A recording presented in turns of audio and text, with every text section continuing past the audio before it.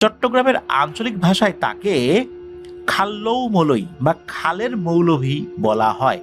এই নামটা চট্টগ্রামের চন্দনাইশ উপজেলার জোয়ারা গ্রামের পরিচিত একটা নাম। পরহেজগার, গম্ভীর আর ইমানি আচরণ সমৃদ্ধ চরিত্র এক হুজুর, যার নাম হাফেজ মাওলানা সিদ্দিক। তার এই নামের পেছনে, মানে প্রচলিত ওই নামের পেছনে একটা ঘটনা রয়েছে।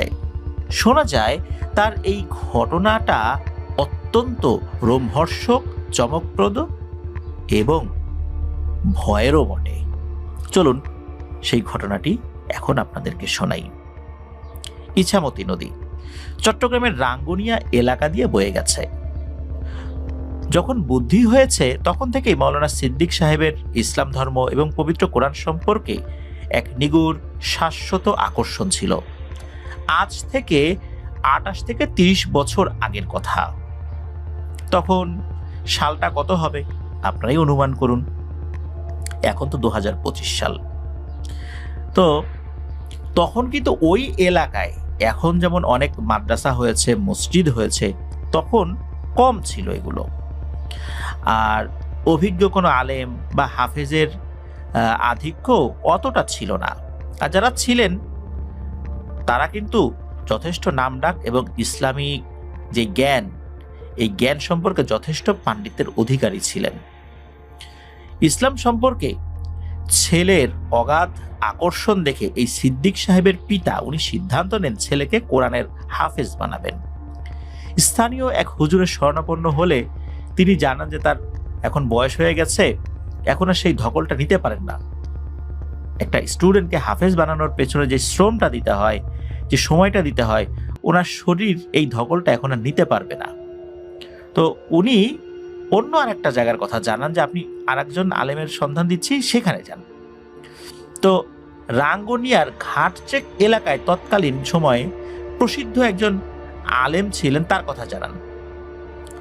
তো সিদ্দিক সাহেবের পিতা সরেজমিনে ওই স্থানে গিয়ে দেখলেন একটা মক্তব আর মাটির তৈরি একটা মসজিদ রয়েছে। মক্তবে পড়তে আসা ছাত্রদের থাকার কোনো ব্যবস্থা ছিল না, মানে ওই মক্তব তখনও আবাসিক হয়ে ওঠেনি। সিদ্দিক সাহেবের পিতা বেশ কিছুক্ষণ অপেক্ষা করে সেই আলেম সাহেবের দর্শন পেলেন।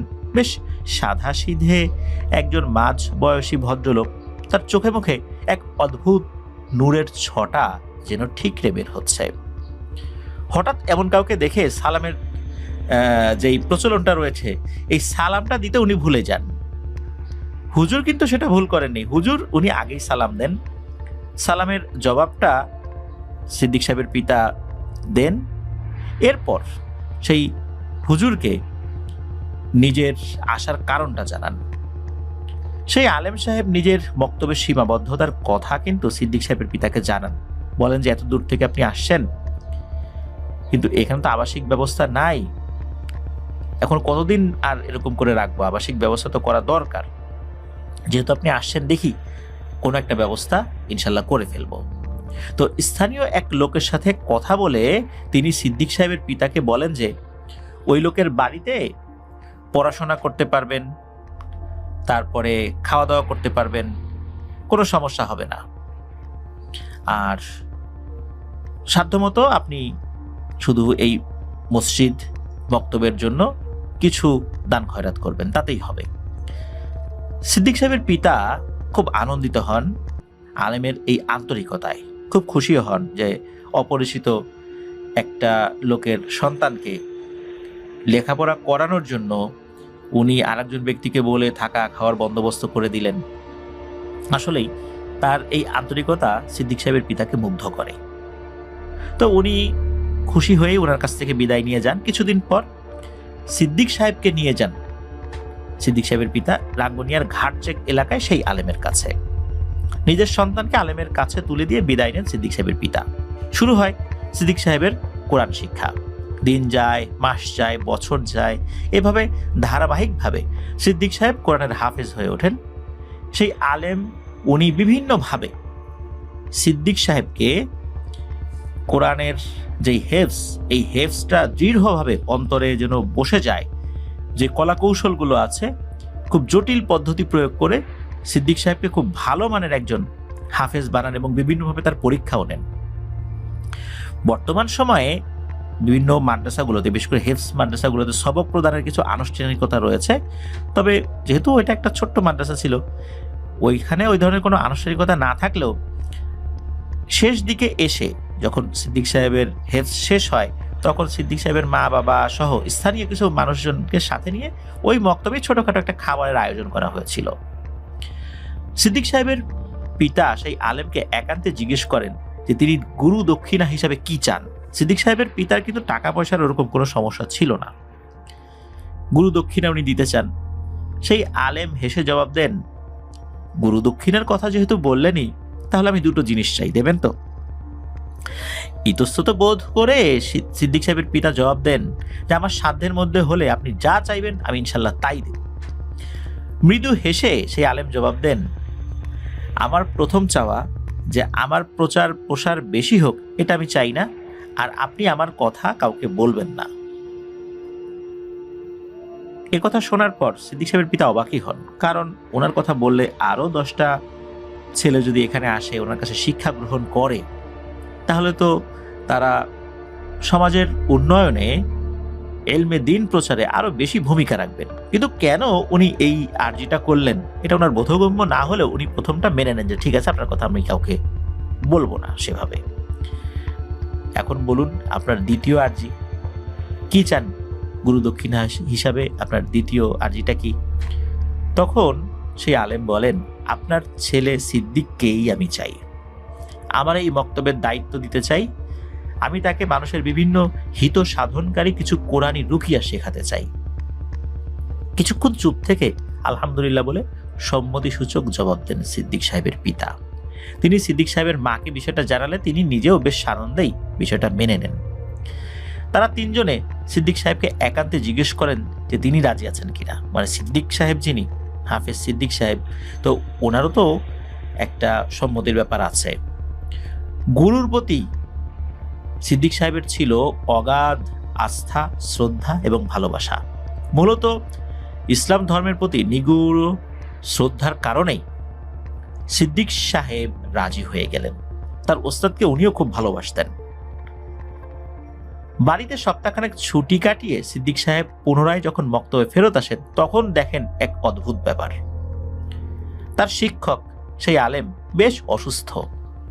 পরে তিনি জানতে পারলেন কেউ নাকি তাকে খুব মেরেছে। এইরকম একজন প্রসিদ্ধ আলেমকে কেউ গায়ে হাত তুলতে পারে, এটা তো সিদ্দিক সাহেবের বিশ্বাসই হয় না। ওই এলাকার কেউ তাকে গায়ে হাত তোলা তো দূরের কথা, গালি দিতে পারে এমন লোকে খুঁজে পাওয়া মুশকিল, সেখানে তাকে আঘাত করবে, এটা কিভাবে সম্ভব? তিনি তো বিশ্বাসই করতে পারছিলেন না। পরে অবশ্য তার শিক্ষক ধীরে ধীরে তাকে সবকিছুই খুলে বলেন। তিনি বলেন যে সিদ্দিক, তুমি যেটা ভাবছো সেটা না, কোনো মানুষ আমাকে মারেনি। ইছামতি নদীতে গঙ্গা নামের এক জলদেবী আছে। সেই জলদেবীর অনুসারী কিছু জল জিন, এরাই আমাকে মেরেছে। তার কারণ হলো ইছামতি নদীতে একটা 7-8 জানা কিশোর বয়সী ছেলে গোসল করতে নেমে হারিয়ে যায়। পরে আমি 2 দিন পরে সেই ছেলেটার লাশ নদী থেকে উদ্ধার করি। এই ছেলেটাকে মূলত জিনেরা আক্রমণ করে, মূলত ওই ছেলেটাকে বলি দেওয়ার উদ্দেশ্যেই ওরা নিয়ে গিয়েছিল, মারা গিয়েছিল। তারপর ওই লাশটাকে ওরা ফেরত দেবে না, ওইটার উপরে কালো জাদুর চর্চা করবে। মূলত এটা তো আমি হতে দেব না, এই জন্যই আমি সেখানে গিয়েছিলাম। সেই লাশটা আমি ওদের কাছ থেকে কেড়ে নিয়ে আসি, এই জন্যই ক্ষুব্ধ হয়ে আমার উপর আক্রমণ করেছিল। এ কথা শোনার পর গুরুকে আঘাতকারী ওই অদৃশ্য অস্তিত্বের প্রতি ভয়ঙ্করভাবে রেগে যান হাফেজ মাওলানা সিদ্দিক সাহেব। তিনি বলেন, হুজুর আমাকে বলুন আমি কি করে ওই জিনদেরকে শায়েস্তা করতে পারি। মৃদুস্বরে সেই আলেম জানান যে দেখো, তারা অনেক শক্তিশালী, তাদেরকে হত্যা করা সম্ভব নয় তোমার পক্ষে, তাদেরকে বন্দী বা পরাস্ত করা যেতে পারে। তিনি আরো বলেন যে আমি আমার জীবনে অনেক জিনের সান্নিধ্য পেয়েছি, অনেকের সাথে মানুষের অজান্তেই লড়াই করেছি, কিন্তু এদের মতো শক্তিশালী জিনের মোকাবেলা আমি কখনো করিনি। তাদের শক্তি অতুলনীয়, তবে আল্লাহর শক্তির কাছে এরা তুচ্ছ, নগণ্য। জীবনে প্রথমবারের মতো জিনের কথা শুনে ভয়, কৌতূহল, আগ্রহ সবকিছুই জেঁকে বসেছে হাফেজ মাওলানা সিদ্দিক সাহেবের মনে।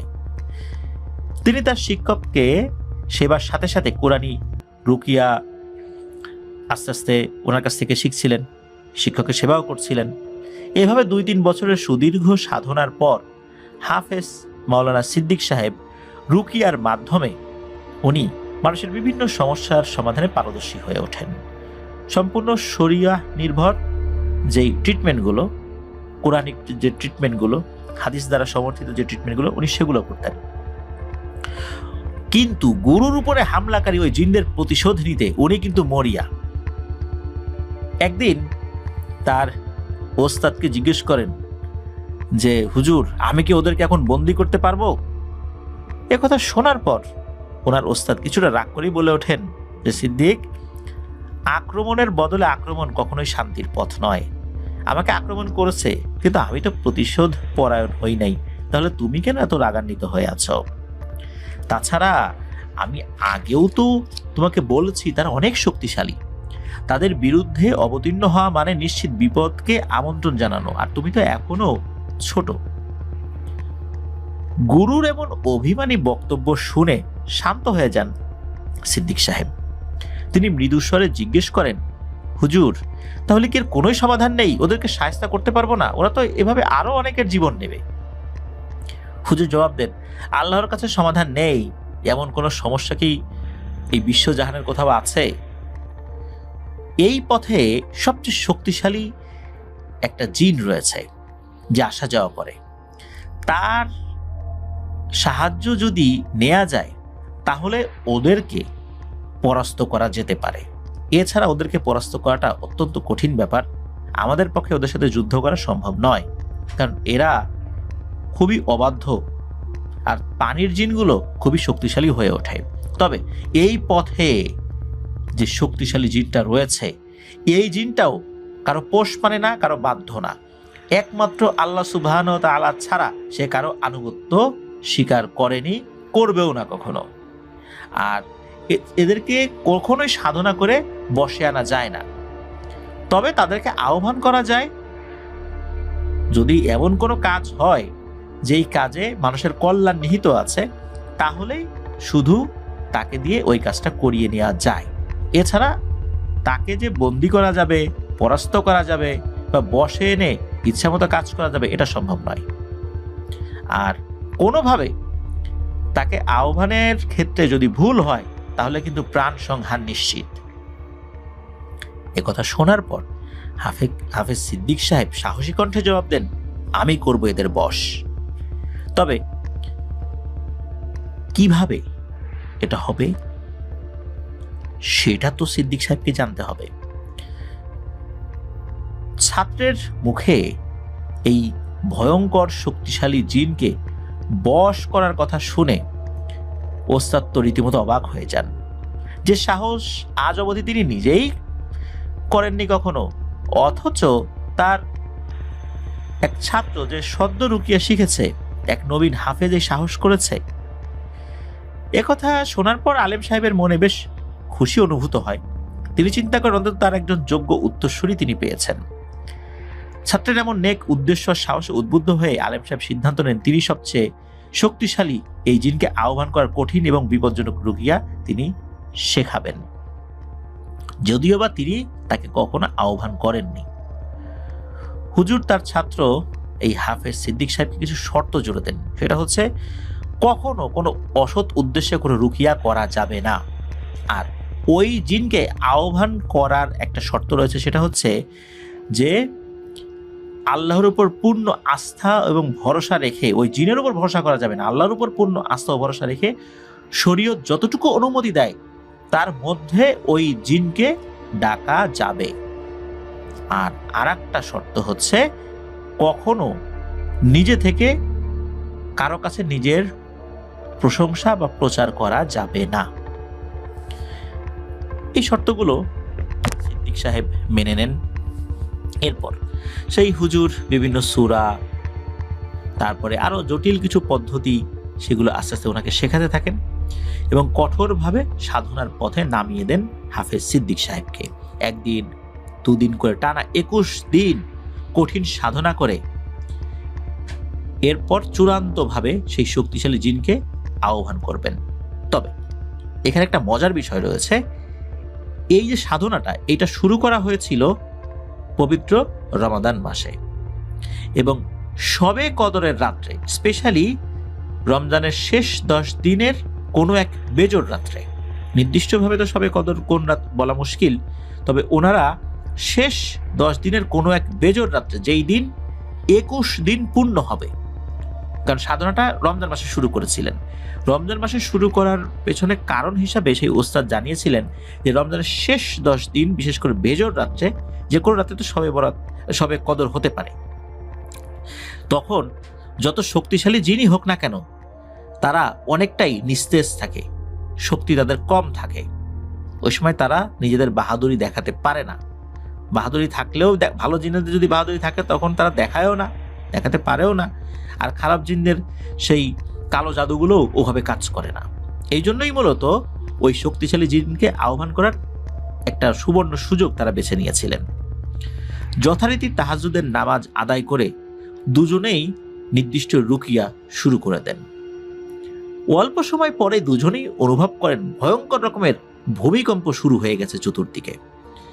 এমন ভূমিকম্প ইতোপূর্বে ওনারা কখনোই এ ধরনের ভূমিকম্প ফিল করেন নাই।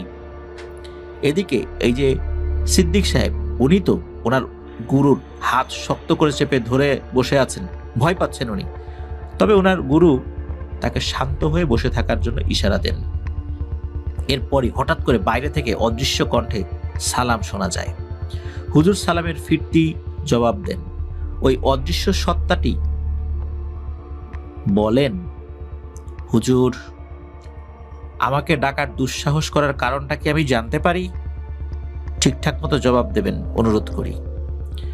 হুজুর খুব স্থির কণ্ঠে জবাব দেন যে আসলে আপনাকে ডাকার বিশেষ কোনো উদ্দেশ্য নেই, মূলত আমাদের আমল ঠিক আছে কিনা, আমরা ঠিক পদ্ধতিতে আপনাকে ডাকতে পেরেছে কিনা সেটা দেখার জন্যই আপনাকে ডাকা হয়েছে।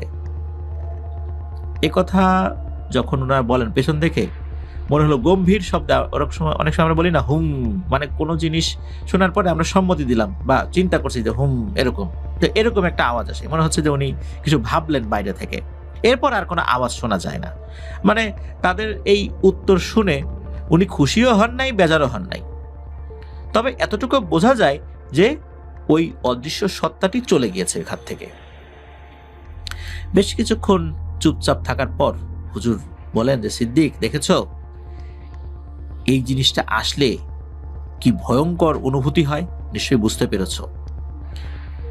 সিদ্দিক সাহেব দেখলেন আসলেই তাই। পরদিন সকালবেলা কথা প্রসঙ্গে অনেকের কাছ থেকে জানতে পারেন ওই সময় যখন তারা ভূকম্পন অনুভব করেছিলেন তখন কিন্তু কোনো ভূমিকম্প অন্যরা অনুভব করেন নাই। তখন আর হাফেজ সিদ্দিক সাহেবের বুঝতে বাকি রইল না ওই শক্তিশালী জিনটা কতটা ভয়ঙ্কর। তবে সে ভালো জিন। রমজান মাসের শেষের দিকে গ্রামবাসীর উদ্দেশ্যে সিদ্দিক সাহেবের গুরু যিনি শিক্ষক, তিনি জানিয়ে দেন এই ঈদের পরেই তিনি এই মক্তব থেকে বিদায় নেবেন এবং তার পরবর্তী দায়িত্ব সামলাবেন হাফেজ সিদ্দিক সাহেব। কথা অনুযায়ী কাজও হলো, নির্দিষ্ট সময় বিদায় নেন সিদ্দিক সাহেবের গুরু। দায়িত্ব কাঁধে তুলে নেন হাফেজ সিদ্দিক এবং ধীরে ধীরে পরিচিতি লাভ করেন মাওলানা সিদ্দিক সাহেব হিসাবে। ফুলের সুঘ্রাণের মতোই ছড়িয়ে পড়ে তার সুখ্যাতি।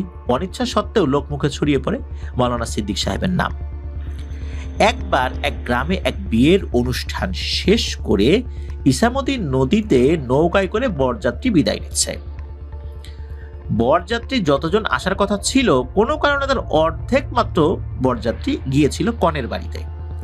তো যথেষ্ট খাবার বেঁচে যায়। আর এই খাবারগুলো কি করবেন, তখন কনে পক্ষ সিদ্ধান্ত নেয় যে কিছু খাবার হাঁড়িতে করে বরযাত্রীর সাথে দিয়ে দেওয়া হবে। হলো তাই মাছ, মুরগি, গরুর মাংস হাঁড়িতে করে পরন্ত বিকেলে নববধূ সহ নৌকা যোগে রওনা দেয় বরযাত্রী। ওই সময় আবার পাশ দিয়ে আর একটা ইঞ্জিন চালিত নৌকা যাচ্ছিল। নৌকাটা বেশ বড় ছিল। সাধারণত ইঞ্জিন চালিত নৌকা পাশ দিয়ে গেলে দেখা যায় যে একটা ঢেউয়ের সৃষ্টি হয়। তো ওখানেও হলো তাই। ওই নৌকাটাও ইঞ্জিন চালিত ছিল, যেই নৌকাটাতে বরযাত্রীরা যাচ্ছিলেন। তো পাশের ওই বড় নৌকার যে ঢেউ, এই ঢেউটা যখন এসে লেগেছে তখন নৌকাটা দুলতে থাকে। আর এটা স্বাভাবিক ব্যাপার, যেহেতু ওই নৌকাটায় লোকজন ছিল কম, এই জন্য দুলুনিটা একটু বেশি হয়। আর এই দুলুনির ফলে হয় কি, ওই যে যে গরুর মাংসের যেই হাঁড়িটা ছিল, এই হাঁড়ির ঢাকনাটা খুলে নৌকার উপর পড়ে যায়। নৌকার উপর মাংস যে পুরোপুরি পড়ে গেছে বিষয়টা এরকম না। একজন লোক আবার কি করেছে, ওই পড়ে যাওয়া গরুর মাংসটা হাত দিয়ে তুলে ওই ইছামতি নদীতে ফেলে দিয়েছে। এরপর আবার ওই নদীর পানিতে নিজের হাত ধুয়ে নিয়েছে। ব্যাস, এখান থেকেই বিশাল এক বিপত্তি শুরু হয়ে গেল। কিছুক্ষণ পরে নৌকার চালক খেয়াল করলেন যে তার নৌকাটি স্থির হয়ে দাঁড়িয়ে আছে একদম ইছামতি নদীর মাঝখানে। নিজের চোখের ভুল ভেবে চারদিকে তাকিয়ে দেখলেন যে সন্ধ্যা ঘনিয়ে আসার উপক্রম হয়েছে, তার নৌকাটা আগাচ্ছে না, নৌকাটা স্থির হয়ে দাঁড়িয়েই আছে। কয়েকজন বরযাত্রীকে তার এই বিষয়টি জানালেও তারাও একই বিষয় খেয়াল করেন, আসলেই তো নৌকাটা আগাচ্ছে না, নৌকার ইঞ্জিন কিন্তু তখনও চলছে। সবাই তো বেশ ঘাবড়ে গেলেন। নৌকার মাঝির যে সাগরেদ ছিল, এই কয়েকজন সাগরেদ ভালো করে চেক করে দেখলেন যে নৌকা কোথাও আটকে আছে কিনা, কিন্তু না, তো নৌকা তো কোথাও আটকে নাই। নৌকার নিচ দিয়ে তারা একটু বৈঠা বা বাঁশ এটা দেওয়ার চেষ্টা করলেন যে কোথাও আটকে আছে কিনা, কিন্তু এরকম কিছু দেখা যাচ্ছে না, বরং ওই বাঁশটা কিন্তু ডুবে যাচ্ছিল, মানে ওইটার মাটি টাচ করছে না। ততক্ষণ কিন্তু সন্ধ্যা ঘনিয়ে রাত নেমে এসেছে। নদীর পাড়ের দিকে কয়েকবার হাত ডাক দেন বরযাত্রীর কয়েকজন, কিন্তু গ্রাম্য পরিবেশের মানুষ ততক্ষণে হয়তোবা সন্ধ্যার পরপরই ঘুমানোর প্রস্তুতি নিচ্ছেন। কোনো উপায়ন্তর না দেখে মাঝির একজন সাগরেদ পানিতে নেমে নৌকার তলানিতে কিছু আটকে আছে কিনা সেটা দেখার জন্য ডুব দেন। ওই যে ডুব দিল, এরপর তার আর কোনো হদিসই নাই। অনেক ডাকাডাকির পরেও সে পানি থেকে আর উঠে আসে না। এবার সবাই রীতিমতো ভয় পেয়ে যান, কেউ আর সাহস করে পানিতে নামে না। অনেক চেষ্টা চিৎকার দিয়েও কোনো কাজ হচ্ছিল না।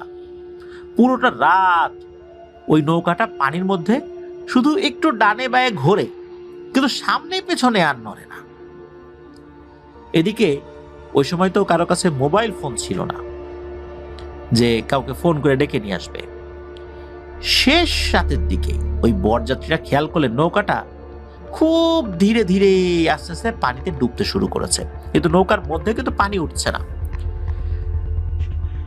ততক্ষণে কিন্তু ভোর হয়ে গিয়েছে, তারাও তো চিৎকার চেঁচামেচি করছে।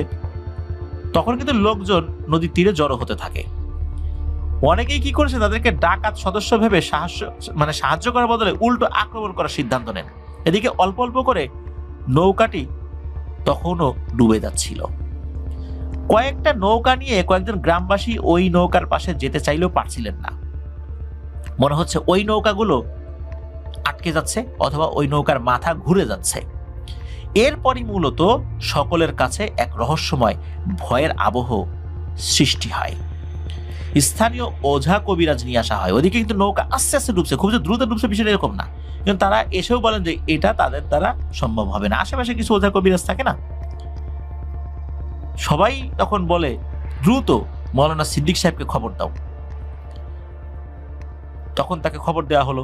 যখন উনি শুনলেন ইছামতি নদীতে এই ঘটনা ঘটেছে, তখন এই মৌলানা সিদ্দিক সাহেবের মনে পড়লো, আরে এটা তো নিশ্চয়ই সেই জলদেবীর কাজ, যার নাম গঙ্গা। নিশ্চয়ই সে এই কাজ ঘটিয়েছে, আর এরাই তো আমার শিক্ষককে আঘাত করেছিল। এইবার এদেরকে একটা উচিত শিক্ষা দেব, এই আসে সুযোগ।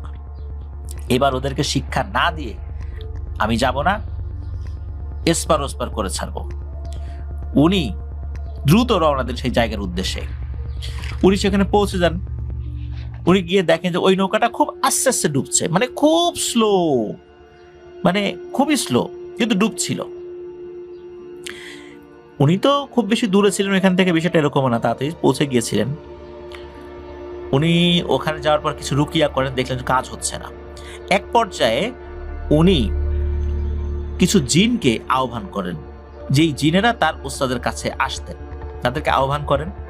তো তারাও এসে জানান যে মূলত এই যে গরুর মাংসগুলো ফেলা হয়েছে নদীতে, এই কারণে ওই যে জলদেবী গঙ্গা সে খুব ক্ষিপ্ত হয়েছে, এগুলো নাকি তার গায়ে পড়েছে, তার শরীর অপবিত্র হয়েছে। এই জন্যই মূলত এই নৌকাটা পানির নিচে নিয়ে যাবে এবং এদের সবাইকে মেরে ফেলবে। আর এর শক্তির কাছে আমরা অসহায়। মূলত উনি একটু আড়ালে গিয়েই মূলত জিনদেরকে আহ্বান করেছিলেন। এরপর এই বিষয়টা জানেন যে এই ব্যাপার, তখন উনি ভয়ঙ্কর একটা সিদ্ধান্ত নেন সেই শক্তিশালী জিন, যেই জিনটাকে ওনারা একবার ডেকেছিলেন রমজান মাসে, তাকে আহ্বান করবেন। এরপর উনি চিন্তা করলেন যে যদি কোনো ভুল হয়ে যায়, কারণ আশেপাশে মানুষজন চিৎকার চেঁচামেচি করছিল, ভুল হওয়াটাই স্বাভাবিক, তাহলে কিন্তু মৃত্যু নিশ্চিত, এদেরকে বাঁচাতে গিয়ে ওনার মৃত্যু হতে পারে। তারপরেও এতগুলো মানুষকে বাঁচানোর জন্য উনি এই বিপজ্জনক সিদ্ধান্ত নিয়ে নেন। উনি কি করেন, ওই ডুবন্ত নৌকাকে বাঁচাতে সবাইকে অবাক করে দিয়ে ইছামতি নদীতে গলা পানি অবধি নেমে যান। এরপর একটা ডুব দেন। একটু পরে উনি ওঠার চেষ্টা করছিলেন, তাকে দেখে মনে হলো উনি পানির নিচ থেকে কোনো কিছু টেনে উপরে তোলার চেষ্টা করছিলেন। একটা সময় তিনি ক্লান্ত হয়ে আবার ডুবতে বসলেন, মনে হচ্ছে যে নিচ থেকে এবার ওনাকে কেউ টানছে। তখনই উনি মূলত আল্লাহর উপর ভরসা করে সেই শক্তিশালী জিনকে হাজির করার জন্য রুকিয়া শুরু করে দেন। অল্প সময়ের মধ্যেই কি হয়, হঠাৎ করে মনে হলো পানির উপরে ঝুপ করে কিছু একটা পড়লো, ঢেউ সৃষ্টি হলো। উপর থেকে অনেক সময় ছোট ঢিল পড়লে বা একটা ডাব পড়লে যেরকমটা হয় আর কি, যতটুকু শব্দ বা যতটুকু পানির আলোড়ন হয় ওইরকম মনে হয়, কিন্তু কি যে পড়লো বোঝা গেল না। মনে হলো উপর থেকে পড়ে ওই জিনিসটা পানির নিচে ঢুকে গেছে। ঢোকার সাথে সাথে মনে হলো পানির নিচে বিশাল আলোড়ন সৃষ্টি হলো। অল্প সময় এরকম হলো। এরপর ওই গলা অবধি পানিতে নেমে থাকা মৌলানা সিদ্দিক সাহেব হঠাৎ আপনি হাঁটু পানিতে উঠে আসলেন। একটা পর্যায়ে সম্পূর্ণ দাঁড়িয়ে যান। উপস্থিত সবাই দেখতে থাকে তাকে। মৌলানা সিদ্দিক সাহেব পানির নিচ থেকে লম্বা এক গোছা চুল ধরে রেখেছেন এবং ওটাকে টেনে উপরে তোলার চেষ্টা করছেন। সিদ্দিক সাহেব খেয়াল করলেন পানির নিচে তিনি যার চুল ধরেছেন সেটা একটা নারী অবয়ব এবং এর শরীরে কোনো কাপড় চোপড় নেই। সে নিজেকে ছাড়িয়ে নেওয়ার জন্য আপ্রাণ চেষ্টা করছিল, কিন্তু মৌলানা সিদ্দিক সাহেব তাকে টেনে উপরে তুলে নিয়ে আসছেন। একটা পর্যায়ে সেই চুলের গোড়ায় থাকা সেই নারীর মুখটা পানির উপরে ভেসে ওঠে, যেটা অনেকেই দেখেছিলেন। ওই নারী অবয়বটা সিদ্দিক সাহেবকে বলেন, মৌলানা সাহেব আমাকে ছেড়ে দেন, আমি গঙ্গা জলদেবী, আমি মূলত এই গরুর মাংসের কারণে অপবিত্র হয়ে গেছি, তাই মূলত আমি এদেরকে নিয়ে যাচ্ছিলাম, এদেরকে নিয়ে আমি হত্যা করতাম, এটা সত্য, তা না হলে আমারও ক্ষতি হতো, কিন্তু আপনি যে অবস্থাতে আমাকে এখন তুলে আনছেন, আমাকে এত মানুষের সামনে কলঙ্কিত করবেন না, আমাকে এত মানুষের সামনে লজ্জিত করবেন না। আমি এইভাবে মানুষের সামনে উপস্থিত হওয়ার মতো অবস্থায় নাই, যেটা আপনি বুঝতে পেরেছেন। আর আমাকে যদি সবাই এভাবে দেখে, এতে সবারই অমঙ্গল হবে, সবারই ক্ষতি হবে, আমারও যেমন ক্ষতি হবে, সবারই ক্ষতি হবে। আমাকে ছেড়ে দেন, আমি কথা দিচ্ছি এদেরকে আমি ছেড়ে দিচ্ছি, আর আমি কাউকে আর কখনো ক্ষতি করব না। মৌলানা সাহেব তখন বললেন যে তোমরা তো আমার গুরুকেও আঘাত করেছিল। তখন এই গঙ্গা এই অপরাধের জন্য ক্ষমা প্রার্থনা করেন এবং বলে দেন যে আমি কথা দিচ্ছি যে কাউকে আর কখনোই আমরা আঘাত করব না, আর আপনার গুরুকে আঘাত করার জন্য আমি আমার সকল অনুসারীদের কাছ থেকেও তাদের পক্ষ থেকে আমি ক্ষমা চেয়ে নিচ্ছি। মৌলানা সিদ্দিক সাহেব দেখলেন আসলেই এই নারীটার শরীরে কাপড় চোপড় নাই, এইভাবে যদি তাকে টেনে উপরে তোলা হয় বিষয়টা মোটেও ভালো দেখা যায় না এবং এটা শরিয়া সমর্থন করে না।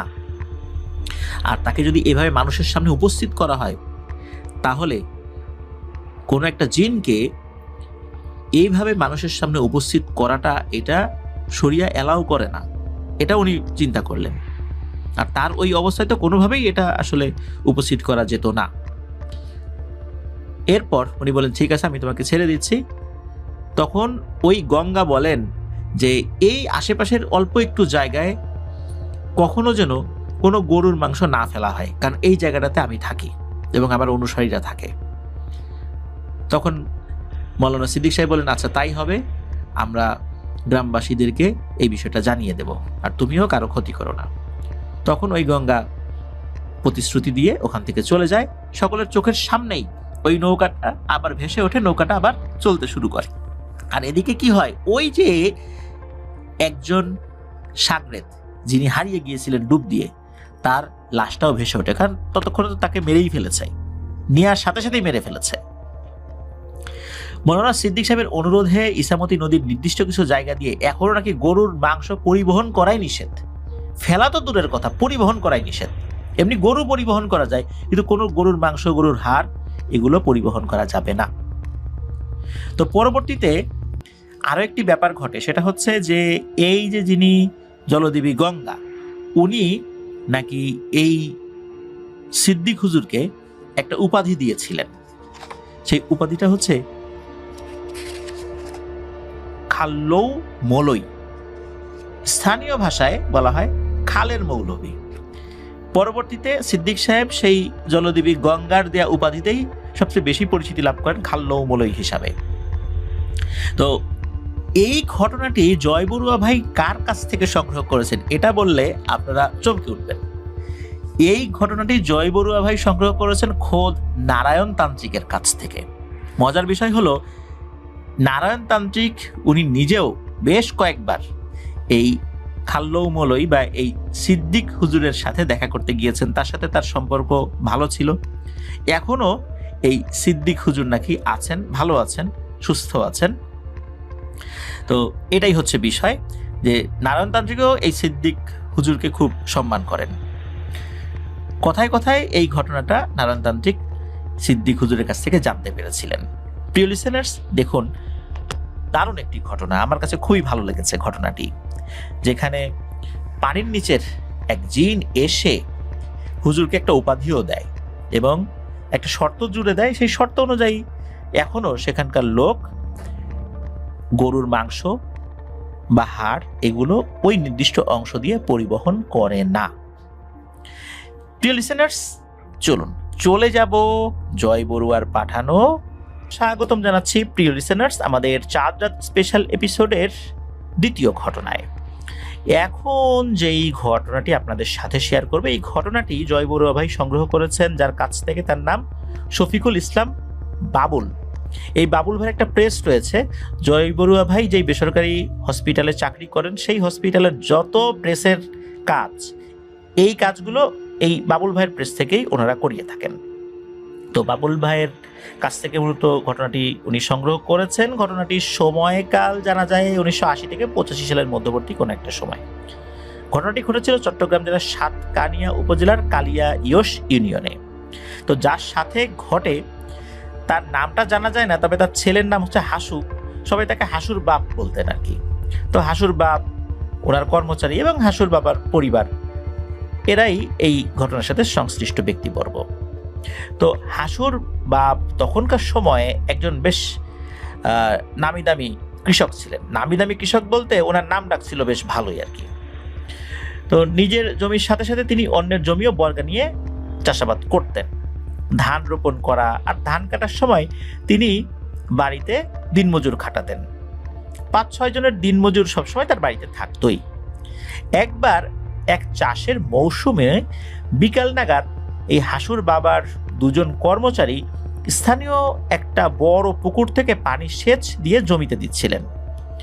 দুদিকে রশি বাঁধা, যে সাবাল বলে স্থানীয় ভাষায়, সেগুলো দিয়ে জমিতে ওনারা পানি দিচ্ছিলেন। তো সেটা রশি বেশ কয়েকবার ছিঁড়ে যাওয়ায় পানি তুলতে তুলতে বেশ দেরি হয়ে যায়, সন্ধ্যা ঘনিয়ে আসে। এদিকে তাদের অনেকক্ষণ দেরি হওয়ার কারণে হাসুর বাবা তাদেরকে দেখতে যান যে কি অবস্থায় আছেন তারা। তিনি গিয়ে দেখতে পান দুজনে তখনও পানি সেচ দিয়েই চলেছে। তিনি কাছে গিয়ে দেখতে পান দুজনে এক নাগাড়ে পানি তুলছে তো তুলছেই, অথচ এদিকে পানি জমির আইল ভেঙে পুনরায় গড়িয়ে ওই পুকুরে আবার নেমে যাচ্ছে, কিন্তু তবুও তাদের সেদিকে কোনো ভ্রুক্ষেপই নেই। এক নাগাড়ে কথাবার্তা ছাড়া পানি সেচ দিয়েই চলেছে। হাসুর বাবা তাদের এরকম কর্মকাণ্ড দেখে ধমক দিয়ে বললেন, এই বোকারা, কি করছিস তোরা? এগুলা পানি যে নেমে যাচ্ছে দেখছিস না? তাছাড়া এতক্ষণ যে সন্ধ্যা হয়ে গেছে, কি কাজ করছিস? চল চল, বাড়িতে চল। হাসুর বাবার এমন ধমক ভরা কথার কোনো গুরুত্ব না দিয়ে তারা তাদের মধ্যে পানি তুলেই যাচ্ছে। হাসুর বাবা মনে করলেন পানির শব্দে হয়তো তার কথা তারা শুনতে পায়নি। তিনি আরো কাছে গিয়ে তাদেরকে ডাক দিল, তারা নিশ্চুপ। এবার হাসুর বাবা রাগ করে গালি দিয়ে ওঠেন তাদেরকে, কিন্তু এবারও তারা চুপ করে পানি সেচ দিয়েই যাচ্ছে। একটা সময় তাদের এক নাগারে পানি তোলার তোড়েই একদিকের রশিটা আবার ছিঁড়ে যায়।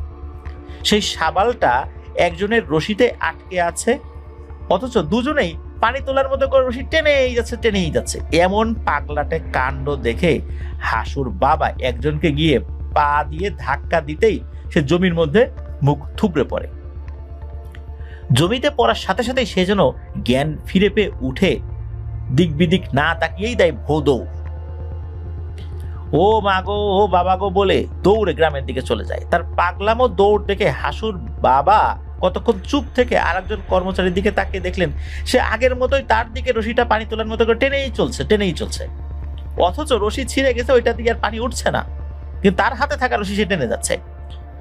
হাসুর বাবা এবার তাকেও কড়া ভাষায় গালি দেন, কিন্তু কোথায় কি, সে তার মতো রশি টেনেই যাচ্ছে। এত কিছুর পরেও হাসুর বাপের মনে সন্দেহ হয়নি, কিন্তু এইবার কিছুটা সন্দেহ তার মনের মধ্যে দানা বাঁধতে শুরু করে। তিনি ওই কর্মচারীর কাছে গিয়ে দেখতে পান সে এক নাগারে তাকিয়ে আছে সামনের দিকে আর রশি টেনেই যাচ্ছে। হাসুর বাপ তাকে স্পর্শ করে ডাক দিতেই দাঁড়িয়ে থাকা লোকটা হুড়মুড় করে মুখ থুবড়ে পড়ে পুকুর আর জমির মাঝখানে থাকা পানির অংশটা থেকে। তো পানির অংশটাতে সে পড়ে যায়। পানিতে পড়ার সাথে সাথে সেও যথারীতি জ্ঞান ফিরে পেয়ে উঠে পাশের একটা গাছে গিয়ে ওঠার চেষ্টা করে, কিন্তু গাছটা বেশ বড় থাকায় সে জড়িয়ে ধরে উঠতে পারছিল না, অথচ চেষ্টা করেই যাচ্ছিল। সন্ধ্যার সময় এমন অদ্ভুত কাণ্ড দেখে হাসুর বাপ স্তব্ধ হয়ে যান। তিনি নিজেকে সামলে নিয়ে ওই কর্মচারীর কাছে গিয়ে ডাক দেন, কি হয়েছে রে তোর, বাড়ি যাবি না, এটা জিজ্ঞেস করেন। তো কর্মচারী নিজের মতো করে গাছে ওঠার চেষ্টা করেই যাচ্ছে। এদিকে সন্ধ্যার আধার আরো কালো রূপ ধারণ করায় হাসুর বাপ মনে একটা সন্দেহ আরো বেশি করে করতে থাকেন। উনি বাড়িতে গিয়ে আরো 2-3 জন কর্মচারী সহ ফিরে আসেন তাকে নিয়ে যেতে। এসে তারা দেখতে পায় ওই কর্মচারীটি ওখানে নেই। তারা এদিকে সেদিকে খুঁজে খেয়াল করে আর একটা মাঝারি সাইজের গাছের একদম মগ ডালে ঘাপটি মেরে বসে আছে সে। সবাই অবাক হয়ে যায়, যে কোনো সময় গাছের ওই ডালটা ভেঙে যেতে পারে, আর যথেষ্ট উঁচু থেকে পড়ে ওই লোকটা কিন্তু মারাত্মকভাবে আহত বা মারাও যেতে পারে। অনেক ডাকাডাকি করার পরও সে নিশ্চুপ। ইতোমধ্যেই গ্রামে বিষয়টা জানাজানি হলে লোক জমে যেতে থাকে। খবর উঠে যায় হাসুর বাবার কামলাকে জিনে ধরেছে। দুজন সাহসী মানুষ গাছে ওঠার চেষ্টা করে এবং অল্পতেই তারা খেয়াল করলেন সবাইকে অবাক করে দিয়ে ওই কর্মচারীটি এক লাফে অন্য গাছে যাওয়ার চেষ্টা করছিল, কিন্তু ধপাস করে মাটিতে পড়ে সে জ্ঞান হারায়।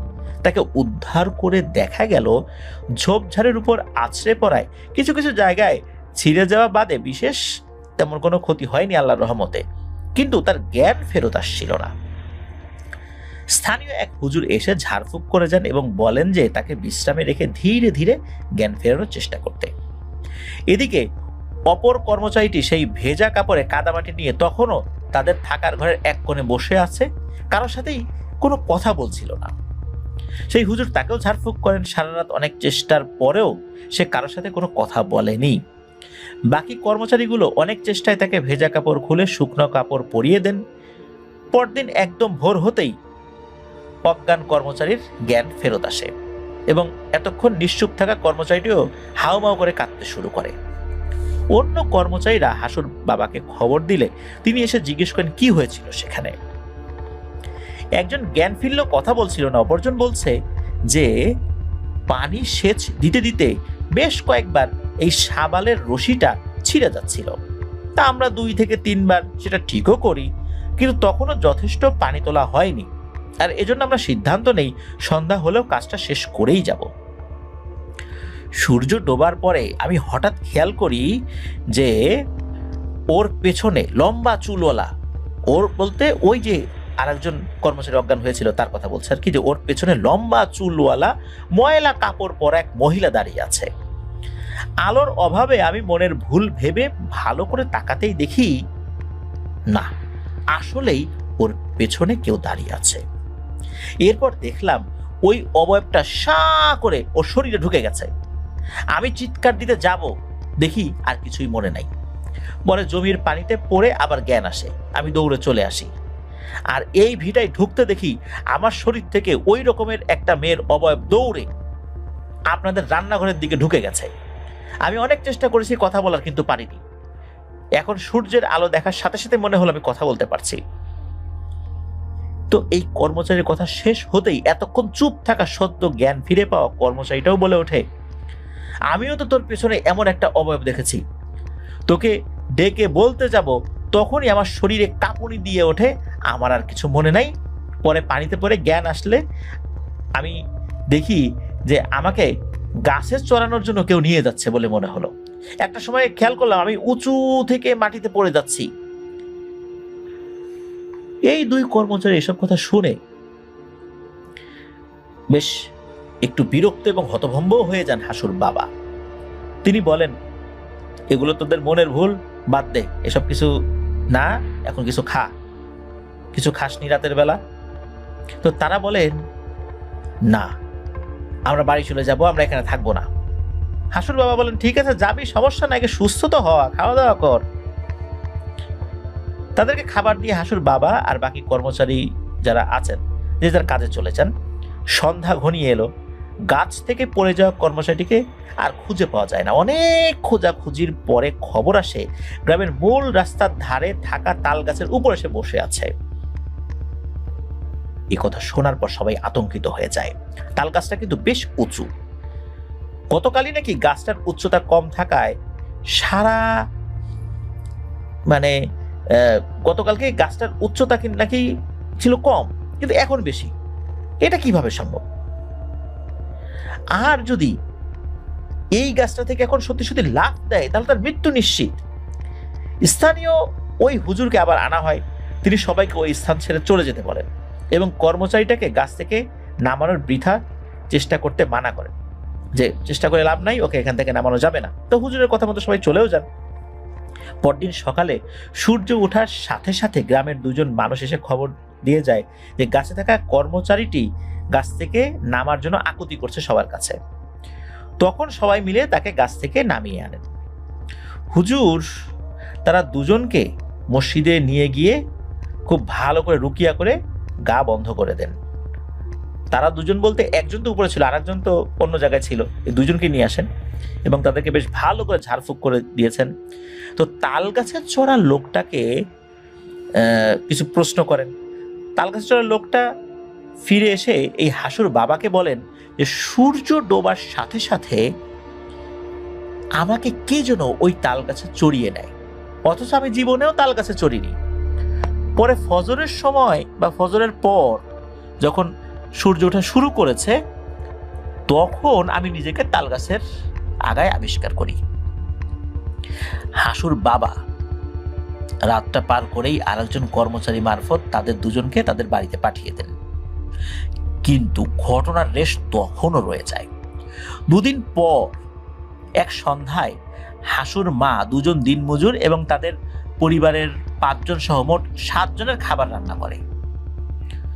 মূল ঘরে ঢুকে বাকি কাজ করছিলেন উনি। তো গ্রামের যারা দিনমজুর তারা রাতের খাবার তাড়াতাড়ি খেয়ে নেন। ফলে তারা খেতে আসলে হাসুর মা খাবার দিতে গিয়ে দেখেন যে পুরো ভাত তরকারি সবকিছুই অর্ধেক হয়ে গেছে। তিনি বিষয়টা স্বাভাবিকভাবে নিয়ে কর্মচারীদের খেতে দেন এবং নিজেদের জন্য আবার পুনরায় রান্না করে একটু রাত করেই খেয়ে নেন। পরদিনও একই ঘটনা, যা কিছু উনি রান্না করছেন সবকিছু কেমন জানি অর্ধেক হয়ে যায়। আজ হাসুর বাবা হাসুর মাকে দিয়েছেন বকা, কেমন রান্না করছো তুমি, যে 7 জন মানুষ আছে অথচ তুমি রান্না করছো মাত্র 2-3 জনের। তুমি কি নতুন বউ নাকি? তুমি কিছু বোঝো না যে গেরস্ত বাড়িতে কতটুকু রান্না করতে হয়? দিনমজুররা থাকলে তাদের খাবারের চাহিদা কতটুকু, ওরা সারাদিন পরিশ্রম করে, এটা বোঝো না যে ওদের খাবারটা বেশি লাগে? কি শুরু করছো তুমি? তো হাসুর মা নিজের মনের ভুল ভেবে মনে মনে নিজেকে দোষারোপ করতে থাকেন। পরদিন তিনি সজাগ থেকে 7 জনের যথেষ্ট চাল আর তরকারি রান্না করেন। পরিবেশন করতে গিয়ে দেখেন কেবল 2 জন বাদে বাকি 5 জনের খাবার নাই। হাসুর বাবা তো এবার খেপে যান রীতিমতো। আর এবার হাসুর মা নিজেকে ডিফেন্ড করতে করতে বলেন যে বিশ্বাস করেন আমি মেপেই রান্না করছি, কিন্তু কি হয়ে গেছে বুঝতে পারছি না। যাই হোক, ঝগড়াঝাটি করে রাতটা পার করে পরদিন হাসুর বাবা বড় সাইজের 2টো মুরগি জবাই করেন। বলেন আজকে সবগুলো মাংসই রান্না করবা। আর চালও হাসুর বাবা নিজে মেপে মেপে দেন 3 সের। এবার উনি বলছেন যে দেখি তো এবার খাবার কিভাবে কম পড়ে। বেচারি হাসুর মা নির্দেশ মতো সবকিছুই রান্না করলেন, কিন্তু বিধিবাম খাবার পরিবেশন করতে গিয়ে দেখা গেল একটা সবজির তরকারি বাদে মাংসের হাঁড়িতে একটা মাংসও নাই। হাসুর মা চিৎকার দিয়ে হাসুর বাবাকে ডেকে এই দৃশ্যটা দেখান। আজ প্রথমবারের মতো মাংসের হাঁড়ির চারপাশে ঝোল ছিটিয়ে থাকতে দেখা যায় এবং তারা খেয়াল করলেন ঝোলের ফোঁটা পড়তে পড়তে কিছু একটা যেন রান্নাঘরের চুলার উপরের দিকে থাকা বাঁশের তৈরি রশিতে ঝুলানো এই চামশিটের বা মাচার মতো যেখানে হাঁড়ি পাতিল রাখা হয়, শিকা বলে অনেকে, সেখানে উঠে গেছে। সবাই মনে করলো কোনো বিড়ালই করেছে এই কাজ। ল্যাম্প বা কুপির আলোয় অনেক খোঁজাখুঁজি করেও কোনো কিছু পাওয়া যায় না। ওই 2 জন কর্মচারী সহ বাড়ির সবাই মিলে ভালো করে রান্নাঘরের চারদিকে অনেক খোঁজাখুঁজি করেও বিড়ালের কোনো নাম নিশানা পান নাই। সবজি দিয়ে রাতটা কোনো রকম খেয়ে পার করে দেন সবাই। সকালবেলা হাসুর মা আবার হাসুর বাবাকে বলেন, কালকে বিড়ালে মুখ দিয়েছে ভেবে বাকি ভাতগুলো তো রেখে দিয়ে নতুন ভাত রান্না করেছিলাম, কিন্তু পুরনো ভাতগুলো হাঁড়িতে নাই, চেটে পুটে খেয়ে কে যেন পরিষ্কার করে রেখেছে। হাসুর বাবা বিষয়টা আমলে নিয়ে কুকুর বিড়াল যাতে ঢুকতে না পারে সেজন্য নিরাপত্তা জোরদার করেন। ওই দিন রাতেই ঘটে আর এক ঘটনা। রান্না করা মাছের কেবল কাঁটাগুলো বাদে আর কোনো ভাত তরকারি অবশিষ্ট নাই হাঁড়িতে। হাসুর মা বলেন, এত গরম তরকারি বিড়াল কখনোই খেতে পারে না, কুকুরও খায় না, এটা নিশ্চয়ই অন্য কিছু হবে। ওই হুজুরকে পরদিন সকালে ডেকে আনা হয়। তিনি বিষয়টা নিয়ে চিন্তিত হয়ে বিষয়টা দেখবেন বলে আপাতত পানি পড়া ছিটিয়ে দেন পুরো রান্নাঘরের চারদিকে। রান্নাঘরের সমস্যা বন্ধ হলেও ওই রাত থেকে শুরু হয় নতুন আর এক ঝামেলা। এই দিনমজুরদের থাকার যে ঘরটা ওইটার পাশেই ছিল ধানের গোলা। গভীর রাত্রে ধানের গোলার ভিতর থেকে বেশ শব্দ আসছিল, মনে হচ্ছে কোনো বিড়াল বা কুকুর তাদের নখের সাহায্যে কচকচ করে খামচি কাটছে গোলার গায়ে, যেটা এরকম কচকচ শব্দ করছে। হাসুর বাবার কর্মচারী দুজনেরই সন্দেহ হয় কি, তবে ওনারা কিন্তু দেখতে যান নাই ওটা কি। সকালবেলা বিষয়টা হাসুর বাবাকে জানালে তিনি ভাবেন ধানের গোলায় ইঁদুর ঢুকবে, এটা তো নতুন কিছু না, নিশ্চয়ই ইঁদুর ঢুকেছে। তিনি গোলার মুখ খুলে ভিতরে দেখতে পান তার জমিয়ে রাখা ধানের অনেকটাই শেষ, কেবল তুষ পড়ে আছে, ভেতরের চালের দানা নেই। তারা ধরে নিলেন কাজটা ইঁদুরের। কিন্তু এভাবে পরের দিনও একই অবস্থা আর একটা গোলায়। এই বিষয়টা তো আসলে একজন গেরস্থ পরিবারকে ভাবিয়ে তুলবে, এটাই স্বাভাবিক। এইভাবে ধান নষ্ট হতে থাকলে তো বড় বিপদ হয়ে যাবে। এদিকে ওই হুজুরও আর কিছু জানাচ্ছিলেন না। এভাবেই এক ঝুম বৃষ্টির এক সন্ধ্যায় বাজার করে বাড়ি ফিরছিলেন হাসুর বাবা। ওই যে রাস্তার ধারে বড় তাল গাছ, যেটা বড় হয়ে গেছে, সেটা পার করে 2-1 কদম সামনে আসতেই কে যেন তাকে পেছন দিক থেকে নাকি নাকি কণ্ঠে ডাক দেয়, হাসুর বাপ, ও হাসুর বাপ। তো নিজের কানের ভুল ভেবে এড়িয়ে যান তিনি। আরো কয়েক কদম সামনে আসলে তিনি আবারও এই একই ডাক শুনতে পান, হাসুর বাপ, ও হাসুর বাপ। এবার উনি পেছন দিকে ফিরে জবাব দেন, এই কে রে, কে ডাকে? তখন উত্তর আসে, আমার বোন ভিটা চুনিকে বলো তার বোন গাছ চুনি অসুস্থ।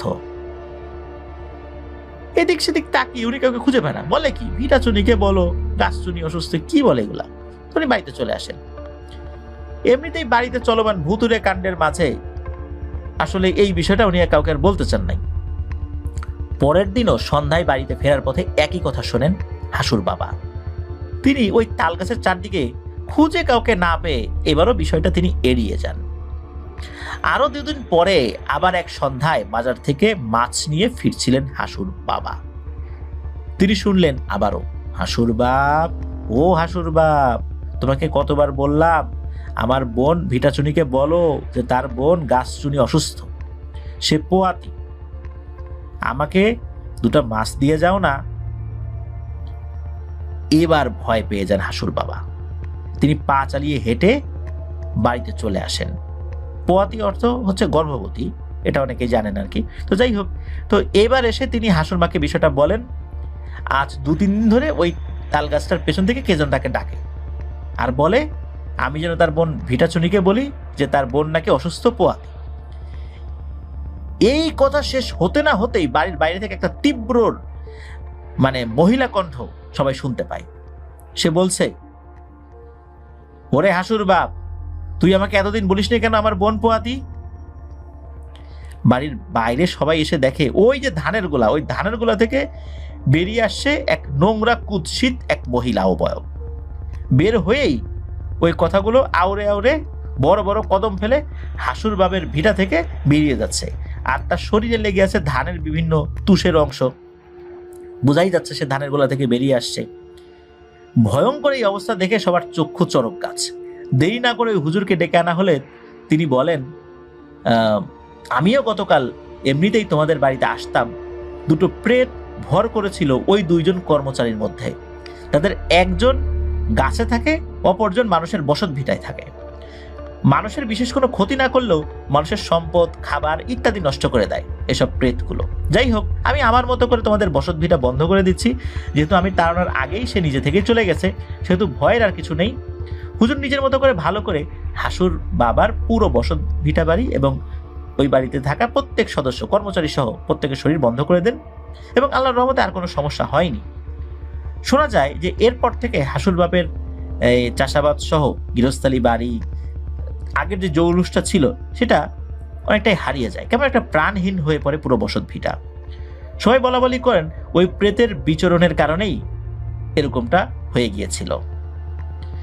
এই যে ভিটাচুনি আর গাছচুনি, এই দুইটা নাকি বোন, একজন ভিটায় থাকে আর একজন গাছে থাকে। এগুলো নাকি যাদের উপর আক্রমণ করে, সে যদি এরকম হয় যে গাছচুনি আক্রমণ করে, সে গাছে থাকে। আর যদি কেউ এই ভিটাচুনির আক্রমণের শিকার হয়, তাহলে দেখা যায় যে তার বাড়িতে এরকম খাবার দাবার নাই, ধানের গোলায় ধান শেষ হয়ে যাচ্ছে, এরকমটা হয়। তো এই ভিটাচুনি গাছচুনির ঘটনা এর আগে অবশ্য আমরা কখনো বলেছি বলে মনে পড়ে না। আর দেখা গেল যে এই যে গাছচুনি, সে বারবার বলছে যে তার বোন পোয়াতি, যখনই সে শুনেছে সে চলে গেছে। অদ্ভুত এক ব্যাপার। প্রিয় লিসেনার্স, আপনারা কখনো এই ঘটনা শুনেছেন কিনা বা ভিটাচুনি গাছচুনি ঘটনা শুনেছেন কিনা তা কিন্তু আমাদেরকে জানাতে পারেন এই ভিডিওর কমেন্ট সেকশনে। এছাড়া আমাদের ফেসবুক পেজ এবং গ্রুপ রয়েছে আফরান দ্য হরর ওয়ার্ল্ড নামে। এই দুটো লিঙ্কও আমরা আমাদের ভিডিও ডেসক্রিপশনে দিয়ে রেখেছি। সেখানে গিয়ে আপনারা আমাদের ফেসবুক পরিবারের সদস্য হয়ে যেতে পারবেন যারা এখনো হননি।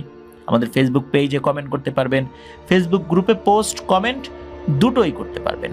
প্রিয় লিসেনার্স, আমাদের আরও একটি ইউটিউব চ্যানেল রয়েছে আফটান স্পি নামে, সেটার লিঙ্কও আমরা আমাদের ভিডিও ডেসক্রিপশনে দিয়ে রেখেছি।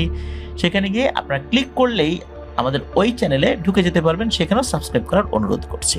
প্রিয় লিসেনার্স, চলে যাব আমাদের এবারের চাঁদ রাত স্পেশাল এপিসোডের পরবর্তী আরও একটি নতুন ঘটনায়। নারায়ণ তান্ত্রিক, এক দুর্ধর্ষ তান্ত্রিক, বড়ই বৈচিত্র্যময় তার জীবন। তবে 8-10টা সাধারণ মানুষের মতোই অনেকের সাথে তিনি কথা বলেন, গল্প করেন, চা খান। তো এই 2025 সালের ফেব্রুয়ারি মাসের 18 তারিখে আমাদের জয় বড়ুয়া ভাই নারায়ণ তান্ত্রিকের সাথে দেখা করতে গিয়েছিলেন। অনেক বিষয় নিয়ে কথাবার্তা হয়। জয় বড়ুয়া ভাই জানালেন নারায়ণ তান্ত্রিককে যে তার ঘটনা আফরান দ্য হরর ওয়ার্ল্ডে প্রচারিত হয়েছে। উনি এটা জেনে খুব খুশি হন। এটাও উনি জানান যে আধুনিক এই যুগে লোকজন কি তার এই ঘটনাগুলো বিশ্বাস করবে বা করে। তখন জয় বড়ুয়া ভাই বলেছিলেন যে হ্যাঁ, আফরান দ্য হরর ওয়ার্ল্ডের লিসেনাররা প্যারানরমাল ঘটনাগুলো বিশ্বাস করে, তাই তার ঘটনাগুলো বিশ্বাস করে। তখন এই নারায়ণ তান্ত্রিক বললেন যে খুব নিকট সময়ে একটি ঘটনা ঘটেছে, যেই বিষয়টা নিয়ে উনি কাজ করেছিলেন। সেই ঘটনাটি মূলত নারায়ণ তান্ত্রিক জয় বড়ুয়া ভাইকে বলেন। নারায়ণ তান্ত্রিকের অনুমতি সাপেক্ষেই আফরান দ্য হরর ওয়ার্ল্ডে সেই ঘটনাটি আমরা প্রচার করছি।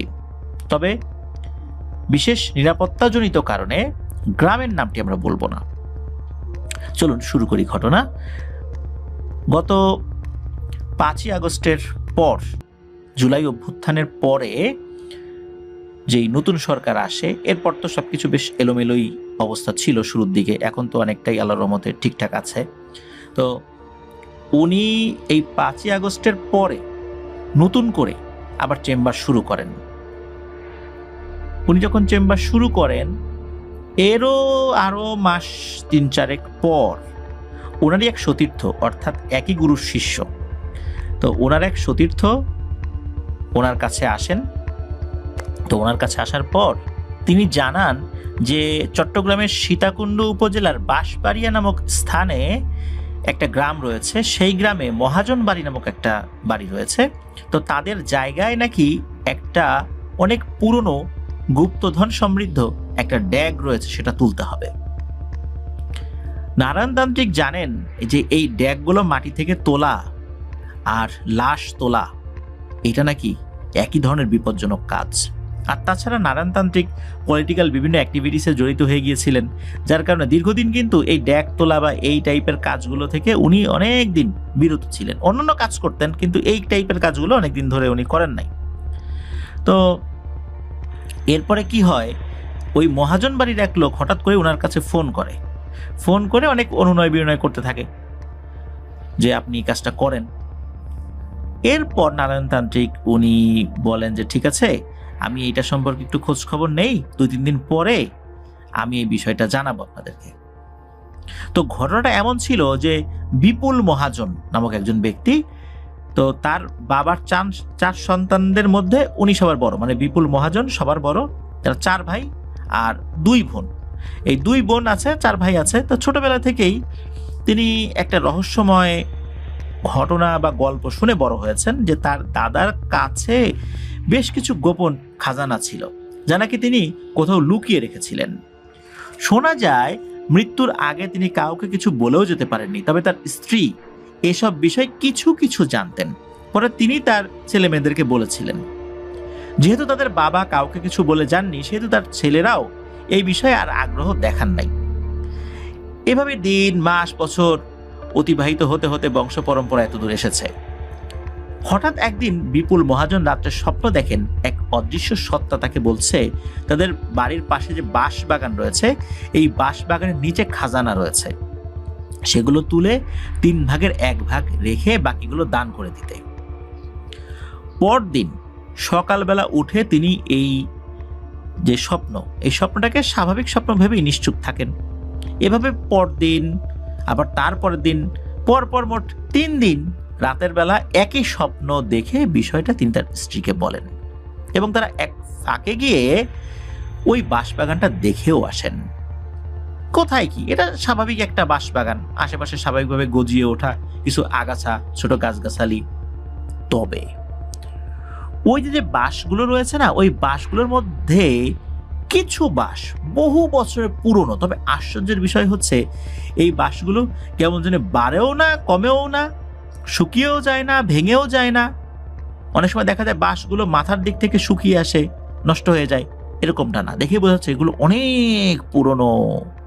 তো যাই হোক, এসব ওনারা দেখেন। তবে এসব বিষয় নিয়ে খুব একটা বেশি চিন্তা ভাবনা না করে স্বামী স্ত্রী 2 জন ঘরে চলে আসেন। তিনি চিন্তা করলেন যে যেহেতু এই ধরনের স্বপ্ন দেখছেন, বিশেষ করে এই যে বিপুল মহাজনের কথা বলছি, তো উনি বাড়িতে একটা পুজো অর্চনা করাবেন। সাধারণত মুসলিমরা বাড়িতে কোনো বিপদ আপদ হলে ঘরে কোরআন তেলাওয়াত, দোয়া অনুষ্ঠানের আয়োজন করেন, গরিব দুঃখীদেরকে খাইয়ে দেন। ঠিক একই রকমভাবে হিন্দুরাও কিন্তু দেখা যাচ্ছে যে তারা যদি কোনো সমস্যায় পড়ে, কোনো ধরনের কোনো বিপদের সম্মুখীন হন, তারাও কিন্তু তাদের ধর্ম মত অনুযায়ী পূজা অর্চনা করেন। তো চিন্তা করলেন যে এরকম স্বপ্ন দেখছেন, তাহলে বাড়িতে একটা পুরোহিত ডেকে এনে পূজা করিয়ে নিই। ওই রাত্রেও বিপুল মহাজন ওই একই স্বপ্ন দেখেন। এই স্বপ্ন দেখা কিন্তু চলমান থাকে। 2-3 দিন পরে পুরোহিত এসে পঞ্জিকা দেখে ওই বিপুল মহাজনকে বলেন যে আপনার তো ধন প্রাপ্তি যোগ হয়েছে, হঠাৎ কোনো ধন প্রাপ্তি হতে পারে। তবে তাদের বাস্তু ভিটার উপর নাকি যক্ষের ধার পড়েছে বলেও সেই পুরোহিত জানান। যক্ষের ধার বলতে বোঝায় যে এটা হচ্ছে যে কোনো ধন পাবার যদি কোনো সম্ভাবনা তৈরি হয়, তাহলে ভয়ঙ্কর কিছু সমস্যাও সেখানে দেখা দিতে পারে, বিশেষ করে প্রাণ নাশের নিশ্চিত সম্ভাবনা দেখা দিতে পারে। এটাকেই যক্ষের ধার বলে। আর যক্ষের ধন কোনো মূল্য ছাড়া নাকি পাওয়া অসম্ভব। সমস্যাটা আসলে ওখানেই। মূল্যটা যে কি দিয়ে পরিশোধ করতে হবে সেটা কেউ জানে না। হতে পারে সেটি কোনো বড় ধর্মীয় অনুষ্ঠানের মাধ্যমে, হতে পারে অনেক মানুষকে খাইয়ে দেওয়ার মাধ্যমে, হতে পারে দান খয়রাতের মাধ্যমে, হতে পারে কোনো জীব বলি দিয়ে, অথবা কোনো প্রিয় মানুষের জীবনের বিনিময়ে। পুরোহিত পরামর্শ দেন যে আপনারা বাড়িতে পূজা করেন, সে অনুযায়ী কাজও হয়, পূজার আয়োজন করা হয়, পূজা পাঠ করিয়েও নেওয়া হয়। পূজার দিন রাত্রে বিপুল মহাজন আর একটা স্বপ্ন দেখেন। এবার এক অদৃশ্য সত্তা নিজেকে তাদের গৃহরক্ষক দাবি করে অনুরোধ করেন যে খবরদার ওই খাজানায় কিন্তু হাত দিও না, কেননা এই কাজ যদি করো তাহলে তোমাদের বাড়িতে প্রাণ নাশের সম্ভাবনা রয়েছে। পরদিনই বিপুল মহাজন তার স্ত্রীকে তার স্বপ্নের ব্যাপারে জানান। এবার তারা বাড়ির অন্য সদস্যদেরকে বিষয়টা জানান, কিন্তু আধুনিক যুগের মানুষেরা এসব শোনার জন্য প্রস্তুতি না, শুনলেও একদম এড়িয়ে যান, মানে কি সব আবল তাবল বলে। বিপুল মহাজন তার বিশ্বস্ত কয়েকজনকে এসব বিষয় যখন জানান, তখন তারাই মূলত এই নারায়ণতান্ত্রিকের সতীর্থের কথা বলেন। তবে সমস্যা দেখা দিল, এই সতীর্থ জীবনে কখনো এমন কাজ করেনি বলেই নারায়ণতান্ত্রিকের শরণাপন্ন হয়েছিলেন। আর নারায়ণতান্ত্রিকটা প্রথমের দিকে রাজি হচ্ছিলেন না, যার কারণে নারায়ণতান্ত্রিকের নাম্বারটাও বিপুল মহাজনকে দিয়েছিলেন। বিপুল মহাজন ফোন করে তাকে অনুনয় বিনয় করেছেন। নারায়ণতান্ত্রিক নিজেও বেশ ইতস্তত বোধ করছিলেন, কিন্তু একটা লোভ তার ভেতরে কাজ করছিল, যেটা উনি স্বীকার করেছেন। তো তিনি তখন ঘটনার বিস্তারিত শুনে এই বিপুল মহাজনের কাছে জানতে চান, এখন কি তিনি এই খাজানাটা তুলতে চান, মানে তিনি আসলে কি চান। বিপুল মহাজন নারায়ণতান্ত্রিককে বলেন যে বংশ পরম্পরায় ওই খাজানার মূল ওয়ারিশ আমরাই, তাই এতদিন পরেও সেটা আমাদের কাছে আসতে চাইছে, সুতরাং আমরা সেটা তুলতে চাই। নারায়ণতান্ত্রিক বিপুল মহাজনকে এই খাজানা তোলা এবং তার পূর্ববর্তী এবং পরবর্তী সমস্যা এবং বিপদ সম্পর্কে অবহিত করেন। বিপুল মহাজনের বাড়ির অন্য সদস্যরা তো এসব বিষয়ে আমলেই নিচ্ছিলেন না, তারা যে যার মতো এড়িয়ে যাচ্ছিলেন ব্যাপারটা। তো বিপুল মহাজনের আগ্রহ দেখে নারায়ণতান্ত্রিক বিস্তারিত জানাবেন বলে চলে আসেন ওখান থেকে। এসে তিনি ও তার সতীর্থ বেশ দ্বিধায় পড়ে যান। একবিংশ শতাব্দীতে এসে এ ধরনের কথা কি কেউ বিশ্বাস করতে চাইবে? তাছাড়া দীর্ঘদিন ধরে এই ধরনের কাজ না করার কারণে নারায়ণতান্ত্রিক বিভিন্ন বিষয়ে অনেকটাই জৌলুস হারিয়েছেন। হঠাৎ তার মনে পড়ল তার গুরু, ওই যে নানিয়ারচর এলাকার সেই বৌদ্ধ গুরু টিএনটি ভান্তে, তার কথা, যে কথা সেই কাজ। তাকে তিনি সাথে সাথে ফোন দেন। সেই বৌদ্ধ ভিক্ষুককে কয়েকবার ফোন দেওয়ার চেষ্টা করেও তিনি আসলে ব্যর্থ হন, কারণ হচ্ছে তার মোবাইলটা বন্ধ পাওয়া যায়। দেরি না করে নারায়ণতান্ত্রিক বেরিয়ে পড়েন সেই গুরুর উদ্দেশ্যে। নারায়ণতান্ত্রিক যখন সেখানে অর্থাৎ নানিয়ারচর পৌঁছান, তখন বৌদ্ধ ভিক্ষু একটা ধর্মীয় অনুষ্ঠানে বেরিয়েছেন। নারায়ণতান্ত্রিক অপেক্ষা করছিলেন ওনার আসার। দুপুর নাগাদ বৌদ্ধ ভিক্ষু মন্দিরে ফেরত আসেন। এসে তিনি নারায়ণতান্ত্রিককে সরাসরি দেখে অবাক হয়ে কুশলাদি জিজ্ঞেস করার পরিবর্তে জিজ্ঞেস করেন, ইহে বাবু, আবার শুরু করছিস নাকি এসব? নারায়ণতান্ত্রিক হেসে পা ধরে সালাম করেন বৌদ্ধ ভিক্ষুককে। তো বৌদ্ধ ভিক্ষুকে উনি সালাম করার পর তারও কুশলাদি জিজ্ঞেস করেন, এবং এই নারায়ণতান্ত্রিক বলেন যে গুরু, যে কাজটা করতে চাই এটা তো কোনো খারাপ কাজ না, গুপ্ত খাজনা তোলার কাজ। তখন এই টিএনটি ভান্তে এই বৌদ্ধ ভিক্ষু গুরু বলেন, রে এসব কাজ আবার ভালো হয় নাকি রে? মনে রাখবি, মানুষের পিপাসা যতদিন আছে মানুষের দুঃখও ততদিন আছে। পিপাসা নাই তো দুঃখও নাই, বিষয়টা মৃত্যুর মতো। দুনিয়াবি এই দুঃখ তো থাকবেই, আর মানুষ যতদিন বেঁচে থাকবে তার পিপাসাও তো লাগবে, তার মতো দুঃখও আসবে। তো এরকম ভালো পরামর্শ দিলেও নারায়ণতান্ত্রিক আসলে এই বিষয়টা ওইভাবে আমলে না নিয়ে উল্টো নারায়ণতান্ত্রিক টিএনটি ভান থেকে সবিস্তরে ওই বিষয়টা নিয়ে খুলে বলেন। তার গুরু তাকে বিকেল নাগাদ বিদায় দেন এবং বলেন যে তিনি বিষয়টাকে জেনে তারপর জানাবেন যে আসলে এই কাজটা করা যাবে কি যাবে না। তবে নারায়ণতান্ত্রিককে তিনি সতর্ক করে দেন, নারায়ণ খবরদার, লোভ করো না কিন্তু। তো 2 দিন পর রাত 10টার দিকে টিএনটি ভান্তে নিজেই ফোন করেন নারায়ণতান্ত্রিককে। নারায়ণতান্ত্রিককে জানান যে প্রথমত এই জায়গায় কোনোই খাজানা নাই, যে বলেছে খাজানা আছে মূলত এটা ভয়ঙ্কর একটা প্রতারণা, এটা ওই বাড়ির লোকজন বুঝতে পারছে না। তবে ওখানে মাটির তৈরি কোনো জিনিস আছে, তবে ওইটার ভেতরে যে খাজানা নেই এটা নিশ্চিত। তবে ভয়ঙ্কর যে ব্যাপারটা হলো যে ওই ভিটে বাড়িতে বড় ধরনের কোনো সর্বনাশ হবে, এটার একটা ইঙ্গিত এই টিএনটি ভান্তে পেয়েছেন বলে নারায়ণতান্ত্রিককে জানান। ওই খাজানা থেকে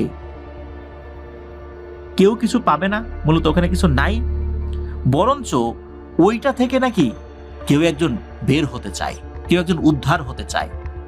কিন্তু ওই যেই মাটির তৈরি জিনিস ওইটা খুব কঠোরভাবে পাহারা দেয়া হয়েছে বা পাহারায় রাখা হয়েছে, কিন্তু ওর ভিতরে কি জিনিস আছে এটা জানা যাচ্ছে না। বৌদ্ধ ভিক্ষু তিনি আবারও নারায়ণতান্ত্রিককে বলেন যে নারায়ণ, লোভ করিস না, কাজটা বাদ দে, বিষয়টা ভালো না, আর বলে দে ওই মহাজনকে তারা যেন বিষয়টা এড়িয়ে যায়, নাহলে কিন্তু তাদের জন্য বিপদ চলে আসবে। সেই সাথে এই টিএনটি ভান্তে কিভাবে কি কি কাজ করলে এই বিপুল মহাজন এই অদ্ভুত স্বপ্ন দেখা বন্ধ করবেন সেটাও জানিয়ে দেন। এদিকে গুরুর কাছ থেকে এই ধরনের কথা শুনে নিরাশ হয়ে নারায়ণতান্ত্রিক তার সতীর্থকে বিষয়টা জানাতে যান যে এটা করা সম্ভব না, এই ব্যাপার। তখন সতীর্থ বলেন, আরে রাখো তোমার গুরুর কথা, আমি অলরেডি 70,000-এ কাজটা নিয়ে নিছি, আমাদের 50,000 আর এক হুজুরকে ধরছি, এই হুজুর শরীর বন্ধের একটা তাবিজ দেবে এবং বলে দিছে যে খাজানা তুলতে তাহলে কোনো বিপদ আপদ হবে না। তার মানে হুজুর এবং তান্ত্রিক দুইজন মিলেমিশে এই খাজানা নিবে, বিষয়টা এরকম আর কি। এমনকি সেই হুজুরকে নাকি 10,000 টাকা অগ্রিমও দেয়া হয়েছে এই তাবিজ বাবদ। নারায়ণতান্ত্রিক তো আসলে রাজি হয় না, কিন্তু জোরাজোরি করে তার সতীর্থ, আবার টাকা পয়সার কথা চিন্তা করে রাজিও হয়ে যায় একটা পর্যায়ে। যথারীতি 3 দিন পরে এক সন্ধ্যায় তারা বিপুল মহাজনের বাড়িতে এসে উপস্থিত হন। মাঝরাতে কাজে যাবেন বলে তারা ঠিক করেন। রাতে কাজ করার কারণ ছিল দুটো, প্রথমত লোকচক্ষুর অন্তরালে থাকা, দ্বিতীয়ত রাক্ষস মুহূর্ত। এটা নাকি রাত 1:30টার পর থেকে ফজরের আজানের আগ মুহূর্ত পর্যন্তকে রাক্ষস মুহূর্ত বলে। যারা তন্ত্রমন্ত্র করেন, জাদুবিদ্যা করেন, তারা এই ব্যাপারগুলোর সাথে পরিচিত আছেন। তো রাক্ষসের যত কর্মকাণ্ড এই সময় নাকি বেশ প্রকট হয়, আর এই সময়টাতে তাদের শক্তিও খুব বেশি থাকে। রাতের খাবার খেয়ে নারায়ণতান্ত্রিক তখন বিপুল মহাজনকে এবং তার স্ত্রীকে এই বিষয়টার বিপজ্জনক দিক সম্পর্কে অবহিত করেন।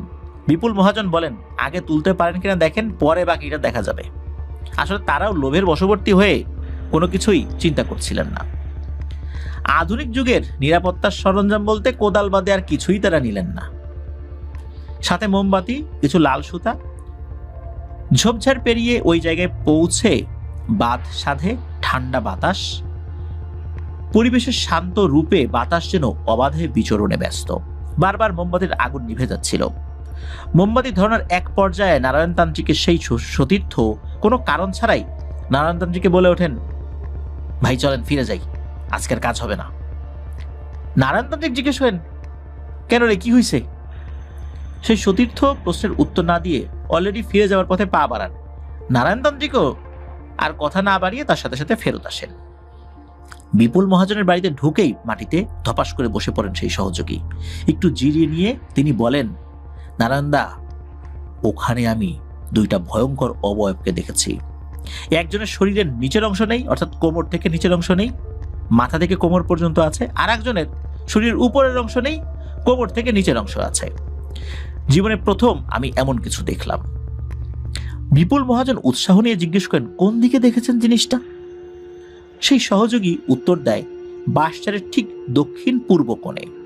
বিপুল মহাজন বলেন, আরে ওইদিকে তো একটা সময় বহু পুরনো 2টা চিতা ছিল। নারায়ণতান্ত্রিক কতক্ষণ চুপ থেকে বলেন, ভাই কাজটা তাহলে বাদ দিই। তার সহযোগী বলেন, না না দাদা, এত দূর এসে কাজটা বাদ দিই কি করে, কালকে আবার চেষ্টা করব। এভাবেই দ্বিধাদ্বন্দ্বে রাতটা পার করেন সবাই।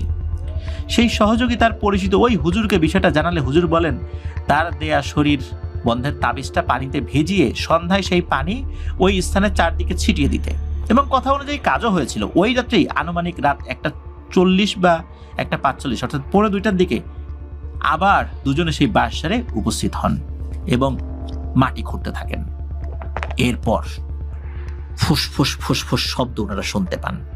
ফুসফুস শব্দে দুজনেই তাকিয়ে দেখেন যে দুটো সাপের জোড়া এগিয়ে আসছে তাদের দিকে। তারা বিভিন্ন শব্দ করে ওই সাপ দুটোকে ভয় দেখানোর চেষ্টা করেছিলেন, কিন্তু এই সাপ দুটো ছিল একে অপরের সাথে পেঁচানো, মানে পেঁচিয়ে আছে। এইভাবেই তারা এগিয়ে আসছে। সাপ দুটো ভয় পাবার পরিবর্তে ফুসফুস শব্দ আরো বাড়িয়ে দিয়ে এগিয়ে আসছে। তো উপায়ন্তর না দেখে দুজনে কিছুটা দূরে সরে যান। কি আশ্চর্য, সাপ দুটো ওই বাসার একটা নির্দিষ্ট জায়গায় এসে বেশ কিছুক্ষণ মোচড়ামুচড়ি করে এবং আপনা আপনি একে অপরের থেকে আস্তে আস্তে আলাদা হয়ে দুজন দুদিকে ছুটে চলে যায়। ঘটনাটা অদ্ভুত লাগে তাদের কাছে। সাপ দুটো চলে গেলে মোমবাতির আলোয় বেশ কিছু জায়গা খোঁড়াখুড়ি করেন তারা। 2.5 বিঘা নিচের দিকে করে নাকি তারা খুঁড়ছিলেন। এটাই নাকি নিয়ম এই জিনিস খোঁড়ার।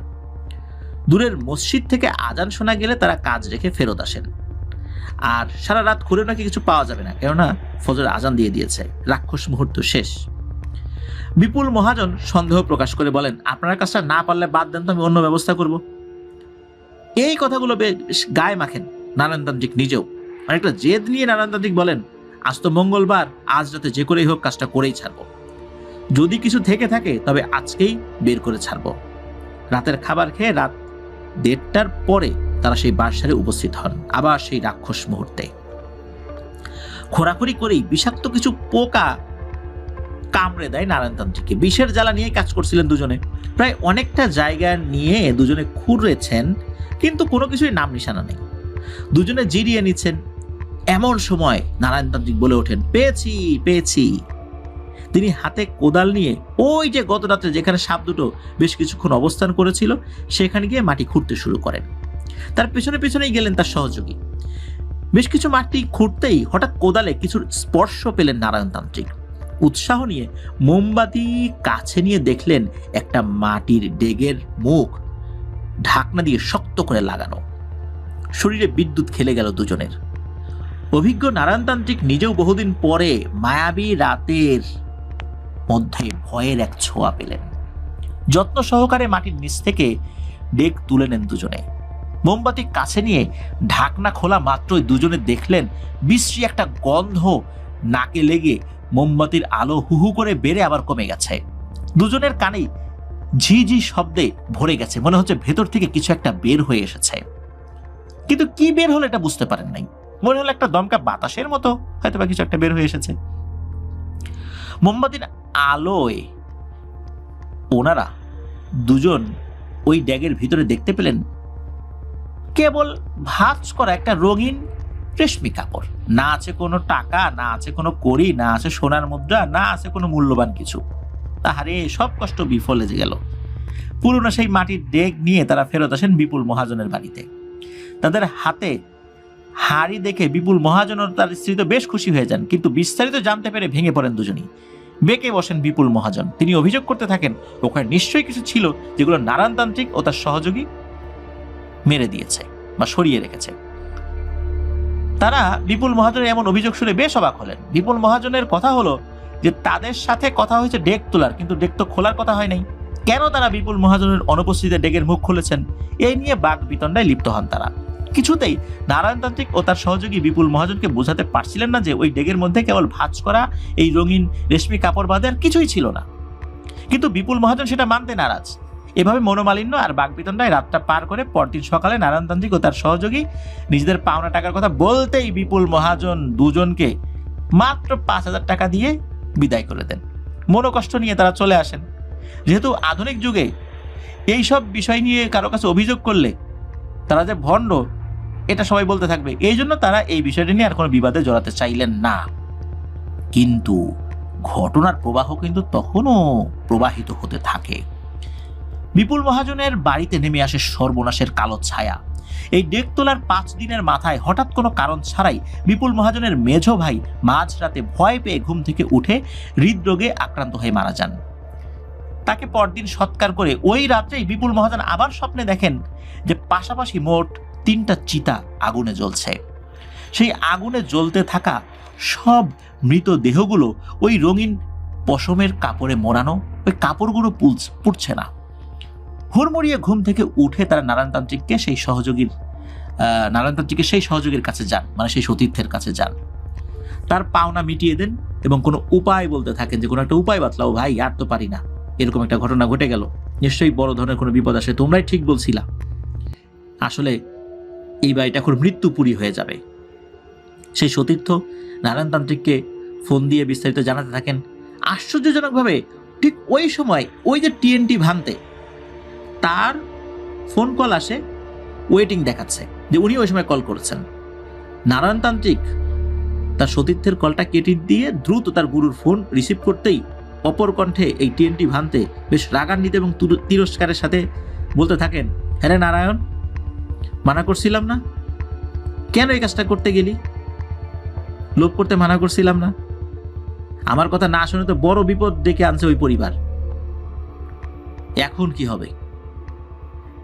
তুই কেন ওইখানে গেলি? নারায়ণতান্ত্রিক গুরুর কাছে খুব কাকুতি মিনতি করে ফোনে ক্ষমা চান।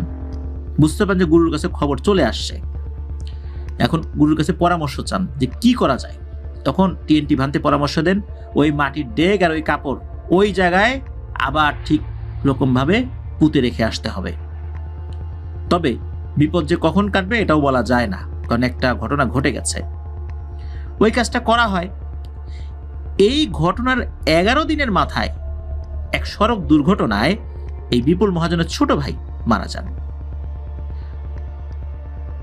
এরপর 17 দিনের মাথায়, মানে এই জিনিসটা পুঁতে দেওয়ার 17 দিনের মাথায় বিপুল মহাজনের ছোট ছেলে পুকুরের পানিতে পড়ে মারা যান। পুরোপুরি বিপর্যস্ত হয়ে যায় পরিবারটি। বিষয়টি জানাজানি হলে এলাকাবাসী নারায়ণতান্ত্রিক সহ তার সহযোগীদের বিরুদ্ধে একজোট হতে থাকে, খেপে যায় তাদের বিরুদ্ধে। এক পর্যায়ে তাদের বিরুদ্ধে বিভিন্ন উপায়ে মামলা করার পরিকল্পনা করা হয়। তো যাই হোক, শেষ পর্যন্ত মামলা টামলার হয়নি, এ পর্যন্তই এই ব্যাপারটা রয়ে গেছে। প্রিয় লিসেনার্স, একবারও চিন্তা করেছেন যে যক্ষের ধন আসলে জিনিসটা কি? প্রাচীন মিশরীয় যে সমস্ত সমাধিগুলো আমরা দেখতে পাই সেখানেও দেখা যায় যে অনেক মূল্যবান ধনরত্ন কবরের সাথে বা কবরের ভিতরে রেখে দেওয়া হতো, লাশের সাথে দিয়ে দেওয়া হতো। যেই ওই জিনিসগুলো উদ্ধার করতে যেত সেই বিপদে পড়েছে। আসলে এখানে খুব জটিল একটা জাদুবিদ্যার সংশ্লিষ্টতা রয়েছে, আর ওখানে হয়তোবা ভেতরে কোনো একটা ভয়ঙ্কর কিছুকে আবদ্ধ করে রাখা হয়েছিল।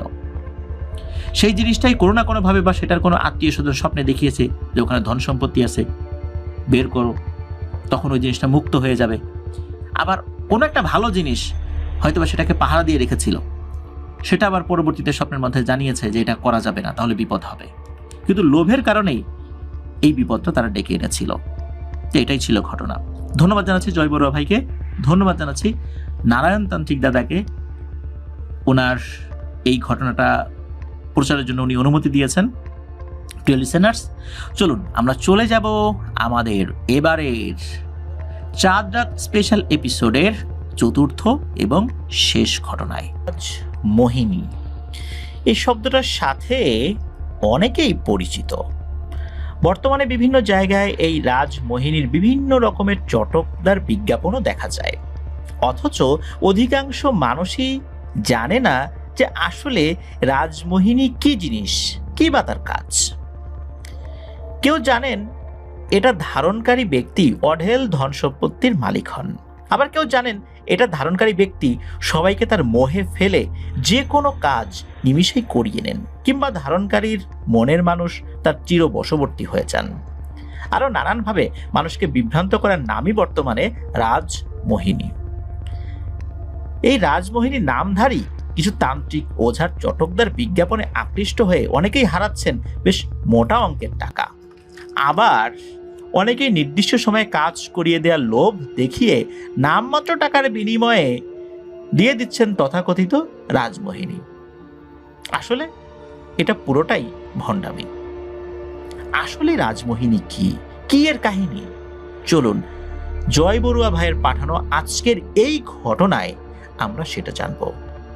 ঘটনার সালটা জানা যায় না, এটা ঠিক কত সালে কখন হয়েছে জানা যায় না, তবে ঘটনার সাথে সংশ্লিষ্ট যেই ব্যক্তিটা, তার নাম যতটুকু লোকমুখে শোনা যায়, হয়তোবা সেই নামটা বিকৃতও হয়ে যেতে পারে। যতটুকু জানা যায় যে তার নাম ছিল রতন ত্রিপুরা। ঘটনার স্থান রামগড়। ঘটনার যিনি বর্ণনা করেছেন তিনি একটি মন্দিরের পুরোহিত হওয়ার কারণে উনি বলেছেন তার নামটা যেন প্রকাশ না করা হয়, যেহেতু ওনাকে অনেকেই চেনেন। আর এই ঘটনাটা জয় বড়ুয়া ভাই তখনই শুনেছিলেন যখন উনি 14 দেবতার মন্দির পরিদর্শনে গিয়েছিলেন। চলুন শুনি সেই ঘটনা। গত বছর অর্থাৎ 2024 সালের এপ্রিল মাসের 22 তারিখে উনি রামগড় গিয়েছিলেন। ওখানকার বেশ কিছু ছবিও আমাদেরকে উনি দিয়েছিলেন, সেগুলো কিন্তু আমরা পোস্টও করেছিলাম। আর ওখানেই উনি গিয়েছিলেন 14 দেবতার মন্দিরে, যেটা রামগড়ের যারা অধিবাসী রয়েছেন তাদের কাছে যথেষ্ট শ্রদ্ধার স্থান। তাদের বিশ্বাস যে ওখানে গেলে যারা ওই ধর্মের অনুসারী তাদের একটা মনের একটা অন্য ধরনের তৃপ্তি অনুভূত হয়। তারা সেখানে গিয়ে স্রষ্টার কাছে অনেক কিছু চান। তো উনিও গিয়েছিলেন সেখানে। ওখানে গিয়ে অনেকের সাথে আলোচনা করেন। তখনই ওখানকার একজন পুরোহিত, শুধু এতটুকু বলি তার নামের শেষে ত্রিপুরা রয়েছে, তো তিনি একটি পৌরাণিক কাহিনী বলেন যেটা খুবই অদ্ভুত। আর সেটা এই রাজ মোহিনী পাবার এক সুদীর্ঘ সাধনার বর্ণনা। চলুন শুনি সেই ঘটনাটি। তো যিনি ঘটনা বর্ণনা করেছেন উনি বলেছেন ওনারা যখন ছোট ছিলেন তখন একজন মানুষের কাছে এই রাজমোহিনী তাবিজ ছিল বলে শুনেছেন। ওনার নামটা ঠিক বলতে পারেননি যে কে, তবে এক্সাক্ট বলতে না পারলেও বলেছেন যে তার নামটা রতন ত্রিপুরা হওয়ার সম্ভাবনা রয়েছে। তবে নিশ্চিতভাবে বলা যায় না যে রতন ত্রিপুরাই কিনা, কারণ অনেক কাল আগের কথা, নাম পরিবর্তিত হয়েছে বিভিন্নভাবে মানুষের মুখে মুখে। তো যতটুকু মনে হয় সেটা রতন ত্রিপুরা, তো আমরা রতন ত্রিপুরা নামটাই রাখছি। তো রতন ত্রিপুরার পরিবার তৎকালীন 8-10টা পাহাড়ি পরিবারের মতোই জীবন ধারণ করতেন। জুম চাষ আর বনজ সম্পদ থেকে বিভিন্ন ধরনের ফলমূল সবজি জোগাড় করে জীবন অতিবাহিত করতেন তারা। তখন কিন্তু এরকম টাকার যুগ ছিল না, কড়ি আনা এগুলার যুগে তারা বসবাস করতেন। তাদের কাছে এই সমস্ত টাকা পয়সার কোনো মূল্যও ছিল না, কারণ তারা যেখানে বসবাস করতেন ওখানে টাকা পয়সা দিয়ে খুব একটা কিছু পাওয়াও যায় না। শিকার করতে হয়, জঙ্গল থেকে সবকিছু সংগ্রহ করতে হয়, নিজেরা চাষবাস করে চলতে হয়। তাদের টাকা পয়সার খুব একটা প্রয়োজন ছিল না। মা বাবার একমাত্র সন্তান ছিলেন নাকি এই রতন ত্রিপুরা। রতন ত্রিপুরার বয়স যখন 12 কি 13 বছর তখন তাদের এলাকায় ভারতের ত্রিপুরা রাজ্য থেকে একজন পণ্ডিত সাধু এসেছিলেন। দীপাবলি বা কালী পূজা এরকম কোন একটা সময়ে তিনি রামগড়ে এসেছিলেন। তখনকার সময়ে রামগড়ে ধর্মীয় জীবনযাত্রায় তেমন কোনো আসলে চিহ্ন পরিলক্ষিত হতো না, কারণ ওখানে যারা থাকতেন তারা নিজেদের জীবনযাপন কিভাবে করবেন, কিভাবে খাবার খাবেন সেটা নিয়েই ব্যস্ত থাকতেন। ধর্মীয় আচার অনুষ্ঠানের সময় সুযোগ আসলে ওইভাবে তারা পেতেন না। কেবল অল্প কিছু মন্দির অনেক দূরে দূরে, তাও সেটা ছোট ছোট, মানে এরকম ছোট ছোট কিছু উপাসনালয় ছাড়া কিছু চোখে পড়তো না।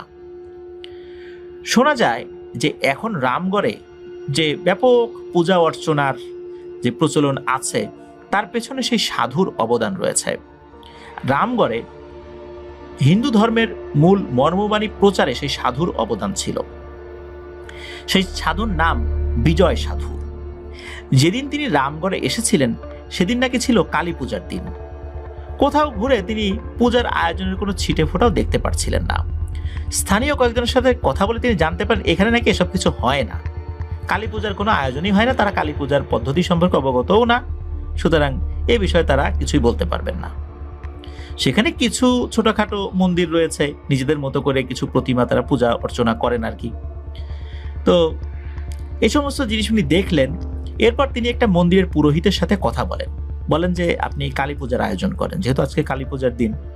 পুরোহিত তো একদম বোকা হয়ে যান, তিনি বিজয় সাধুকে বললেন যে জনাব এখানে তো কালী পূজা কখনো হয় না, আর এই ধরনের পূজা অর্চনার আয়োজন করতে গেলেও টাকা পয়সার দরকার হয়, অনেক কিছু গোছ করতে হয়, এগুলো সামর্থ্য এখানকার লোকদের নেই, তাই এই ধরনের পূজা অর্চনা নিয়ে কারো কোনো মাথা ব্যথাও নাই।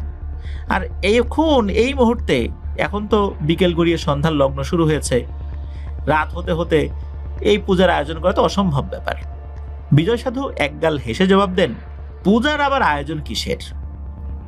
মনের থেকে সৃষ্টিকর্তাকে ভক্তি করবেন, এত আয়োজন করতে হবে না। সৃষ্টিকর্তা কি মনের কথা বোঝেন না? আপনি পূজার আয়োজন করেন। তো মন্দিরের পুরোহিত তাতেও রাজি হয় না। এরপর এই বিজয় সাধু পুরোহিতের কাঁধে হাত দিয়ে বলেন, চিন্তা করো না পুরোহিত, তুমি তোমার মতো করে আয়োজনের চেষ্টা করো। এতক্ষণ বিভিন্ন সমস্যার কথা বলে আপত্তি করতে থাকা পুরোহিত জাস্ট মন্ত্রমুগ্ধের মতো আর একটা কথাও না বলে আয়োজনে ব্যস্ত হয়ে গেল। বিজয় সাধুও কোথায় যেন যাবার উদ্দেশ্যে হাঁটা দিলেন। এসব ঘটনা আরো কয়েকজনের সাথে এই রতন ত্রিপুরাও কিন্তু দেখছিলেন, শুনছিলেন। আর কেউ খেয়াল না করলেও রতনের মনে কিন্তু একটা বিষয় খটকা লাগে, সেটা হচ্ছে এই যে বিজয় সাধু পুরোহিতের কাঁধে হাত দিতেই তিনি রাজি হয়ে গেলেন। কেন হলো, কি কারণে হলো? উনি তো রাজি হচ্ছিলেন না। তাছাড়া এমন পূজার আয়োজন তো আগে এলাকায় কখনো হয়নি। এসব ভাবতে ভাবতে 8-10 জন মানুষের সাথে রতনও এই পূজার আয়োজনে যতদূর সম্ভব হাত লাগালেন। ঘন্টা 3 পরে বিজয় সাধু কোথা থেকে মাটির তৈরি একটি প্রতিমা নিয়ে আসলেন। সবাই তো অবাক, বোঝাই যাচ্ছিল সদ্য মাটিতেই গড়িয়ে নেওয়া হয়েছে এই প্রতিমাটি। প্রতিমাটি মন্দিরের এক পাশে পরিষ্কার জায়গায় রেখে ওখানে রাত অবধি পূজা অর্চনা করা হয়। পরদিন সকালে নিয়ম অনুসারে, হিন্দু ধর্মের যে নিয়ম, সেই নিয়ম অনুসারে সেটাকে বিসর্জনও দেওয়া হয়। সবকিছু ঠিকঠাক ছিল, কিন্তু একটা প্রশ্নের উত্তর রতনের মনে কিছুতেই আসলে মিলছিল না। অপরিচিত এক সাধুর কথায় গ্রামের সর্দার, পুরোহিত এবং বাকি লোকজন কেন নীরবে সবকিছু মেনে নিয়ে যাচ্ছেন? কেনই বা তার কথায় সবকিছু মন্ত্রমুগ্ধের মতো সবাই পালন করে চলছিল? বিজয় সাধুকে গ্রামবাসী আর কিছুতেই ছাড়তে রাজি হয় না। তারা তাকে বলেন যে পূজা যখন শিখিয়ে গেছেন, আমরা তো এখানে ধর্মকর্ম বা ধর্মের মূল বাণী কিছুই জানি না, আপনি অন্তত আগামী বছর পর্যন্ত এখানে থাকেন, আমাদেরকে, আমাদের বাচ্চাদেরকে ধর্মকর্ম সবকিছু শিখিয়ে যান।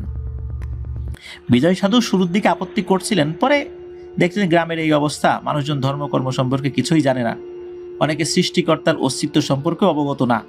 তখন উনি বলেন যে ঠিক আছে, আমি থাকবো। তো ওই মন্দিরেই বিজয় সাধুর থাকার ব্যবস্থা করা হয়। প্রতিদিনই তিনি গ্রামের মানুষের মাঝে ধর্মকথা শোনাতেন।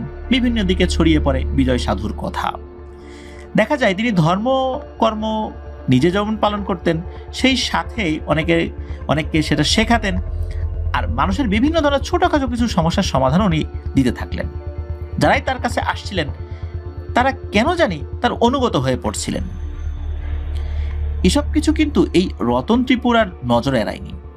এসব কিছু নিয়ে সে কিন্তু গভীর চিন্তা করে, সে অবাক হয়। এমনকি বিজয় সাধু মন্দিরে আসার পর থেকে সে নিজেও প্রতিদিন অন্তত একবার হলেও সাধুকে সে দেখতে গিয়েছেই। তরুণ বয়সী কৌতূহলী মন অবাক হবে, এটাই স্বাভাবিক। সত্যি তো, রতন ত্রিপুরা নিজেও নিজের মনের অজান্তেই এই বিজয় সাধুর প্রতি আকৃষ্ট হয়ে গেছে। দিনের পর দিন বিজয় সাধুর অনুগত লোকের সংখ্যা বাড়তেই থাকে। মন্দিরের সম্প্রসারণও হয় চোখে পড়ার মতো। বিজয় সাধুর কথা না শুনে কেউই যেন দিন পার করতেন না।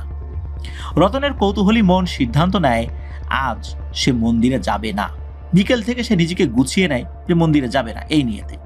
কিন্তু সন্ধ্যা হতে হতে রতনের মা বাবা দুজনেই মন্দিরে বিজয় সাধুর ধর্ম কথা শুনতে চলে যান। পুরো মন্দিরে একাই ছিলেন রতন ত্রিপুরা, মানে পুরো বাড়িতে একাই ছিলেন রতন ত্রিপুরা। কখনো শুয়ে বা কখনো বসে সময় পার করছিলেন, কিন্তু কিছুতেই সময় পার হচ্ছিল না, আর কিছুতেই তার মন বসছিল না। অগত্যা বাধ্য হয়েই মন্দিরে গিয়ে বিজয় সাধুকে দেখেই তবেই মন শান্ত হয় তার। সন্দেহের দানা আরো বেশি করে বাড়তে থাকে রতনের মনে। কি হচ্ছে এসব? কেনই বা সে এত আকৃষ্ট হচ্ছে বিজয় সাধুর উপর? মনের সন্দেহের কথা সে সমবয়সী কোনো বন্ধুদের যে বলবে সেটারও অবকাশ ছিল না, কারণ বিজয় সাধু অত্যন্ত সাধারণ সন্ন্যাসী গোছের একজন মানুষ। আর তার কাজও তো সাধারণ মানুষের মাঝে ধর্ম বিতরণ করা, ধর্মের মূল কথা মানুষকে শেখানো, পাপ কাজ থেকে বিরত থাকা, ভালো কাজ করা, এটাই তো সে করছে। তার বিরুদ্ধে কোনো কথা বললে তার পরিণতি কি হবে এটাও কিন্তু রতন ত্রিপুরা ভালোভাবেই অবগত ছিল। আর সেই বিজয় সাধু তো খারাপ কিছু করছে না, হিন্দু ধর্ম অনুযায়ী যেই জিনিসগুলো ভালো সেগুলো সে করছে। তো এইভাবে চিন্তা করতে করতে আরো 3-4 মাস পার হয়ে যায়। তো এরকম তো চলছে। একবার কি হয়, বিজয় সাধু এক বিশেষ আহ্বান করে সবাইকে বিকালে মন্দিরে ডেকে পাঠান। আশ্চর্যজনকভাবে সবাই নিজের জরুরি কাজ ফেলেও দুপুর থেকেই মন্দিরে জড়ো হতে থাকে। পরন্ত বিকেলে বিজয় সাধু সবার উদ্দেশ্যে বলেন যে আমি আগামী কালী পূজার পরদিনই এখান থেকে চলে যাবার সিদ্ধান্ত নিয়েছি, কিন্তু আমি চাই তোমাদেরকে আমি আমার সাধন জীবনের কিছু মূল্যবান আশীর্বাদ দিয়ে যেতে। আমি তোমাদের মাঝ থেকে 3 জন যে কোনো বয়সী মানুষকে নির্ধারণ করব এবং তাদেরকে আমার আশীর্বাদ দিয়ে চলে যাব। কিন্তু এজন্য তোমাদেরকে আমি পরীক্ষা করতে চাই। এই 3 মাসে আমি তোমাদের মাঝে অনেক ধর্মকথা শুনিয়েছি, অনেক নিয়মকানুন শিখিয়েছি, কিভাবে পারস্পরিকভাবে কোনো ধরনের অসাম্প্রদায়িক চেতনা নিয়ে বা কোনো সাম্প্রদায়িকতা না নিয়ে থাকতে হবে, একজন আরেকজনের উপর জুলুম করবে না, এগুলো আমি তোমাদেরকে শিখিয়েছি। আমি চাই তোমরা তার সদ্ব্যবহার করো। কিন্তু আমি যে আশীর্বাদ দিব, তোমরা এটা নিতে যারা আগ্রহী আছো সবাই হাত তোলো। একে একে তো সবাই হাত তুলি। রতন নিজেও নিজের অজান্তেই হাত তুলেছে। বিজয় সাধু হেসে বললেন, হায় রে লোভী মানুষ, আমি যে তোমাদের থেকে চলে যাব তার জন্য আফসোস লাগলো না, অথচ আমার মূল্যবান আশীর্বাদ নিতে সবাই রাজি। নিজেদের ভুল বুঝতে পেরে সবাই হাত নামিয়ে নেয়। বিজয় সাধু বলেন, যাই হোক, আমি দেখতে চাই তোমরা কজন আমার দেয়া আশীর্বাদ রাখতে পারো। আগামীকাল পূর্ব আকাশে সূর্য দেখা যাওয়ার সাথে সাথে আগ্রহীরা এখানে উপস্থিত হবা। এই বলেই বিজয় সাধু মন্দিরে চলে গেলেন। পরদিন সময় মতো রতন সহ আরো প্রায় সব মিলিয়ে 29 জন সেখানে ওই নির্দিষ্ট সময় আসতে পারলো। এরপর অনেকে এসেছে, কিন্তু অনেকটা পরে। বিজয় সাধু আবার হেসে বললেন, বেশিরভাগ মানুষই উপস্থিত নেই। যারা সঠিক সময়ে এসেছো তারা বাদে বাকিরা সবাই বাড়ি চলে যাও। তোমরা আমার আশীর্বাদ পাবার যোগ্য নাও। আর যারা সঠিক সময়ে এসেছো তোমরা আগামীকাল রাত 1:30টার দিকে সবাই এখানে এসো। বলেই তিনি নিজের কাজে ব্যস্ত হয়ে গেলেন। এখানে প্রিয় লিসেনার্স একটি কথা বলে রাখি মাঝখানে, রাত 1:30, ওই সময় তো ঘড়ি ছিল না। আসলে কি রাত 1:30 বলেছিলেন? না, একটা বিশেষ সময়ের কথা বলেছেন, এটা আমরা পরে আসবো। তো যাই হোক, উনি ভেতরে চলে গেলেন। তো ওই দিন রাত্রে আরো 2 জন ঠিক সময়ে আসতে পারেন নাই। দেখা গেল রতন সহ মোট 27 জন উপস্থিত হয়েছে। বিজয় সাধু তাদেরকে আবার বললেন, আগামীকাল সন্ধ্যায় তোমরা উপস্থিত থাকবা, যখন সূর্যাস্ত হবে তখন। এবারও যথারীতি 3 জন সময়ের পর এসে উপস্থিত হয়। সংখ্যাটা এবার 24-এ দাঁড়ায়। বিজয় সাধু আরো কঠিন নির্দেশনা দেন যে আগামী 3 দিন এই 3 সময়ে সবাইকে এই মন্দিরে উপস্থিত থাকতে হবে। তখন তো ঘড়ি ছিল না। বিজয় সাধু মূলত বলেছিলেন এমন কিছু সময় যেটা হিন্দু ধর্ম মতে 3টা বিশেষ সময়। একটা হলো রাক্ষস মুহূর্ত, যেটা রাত 1:30টার পর থেকে শুরু হয়, আর হচ্ছে ব্রহ্ম মুহূর্ত, সূর্য ওঠার ঠিক আগে, আর হচ্ছে আরতি মুহূর্ত, সন্ধ্যায় সূর্যাস্তের পর বা সূর্যাস্তের সময়, এরকম একটা সময়। তো যারা এটা জানেন তারা ভালো বুঝতে পারবেন। তো যাই হোক, লিসেনারদের বোঝার জন্য মূলত সময়টা উল্লেখ করা হয়েছে। তো রতনের মনে তো কৌতূহলের শেষ নাই। তার মা বাবাও ছেলেকে এই ধর্মের প্রতি আগ্রহ প্রকাশ করতে দেখে তারাও খুশি হন। তারাও এই কাজে তাকে সাহায্য করেছিলেন। পরপর 3 দিন এই 3 জটিল সময় উপস্থিত হয়ে যথেষ্ট ক্লান্ত ছিল সবাই। কারণ রাত 1:30 বা ওই রাক্ষস মুহূর্তে আসবে, আবার সূর্য উদিত হওয়ার পূর্বে আসবে, ঘুম কতক্ষণে হবে? ঘুমাতে তো তারা পারছিলেন না।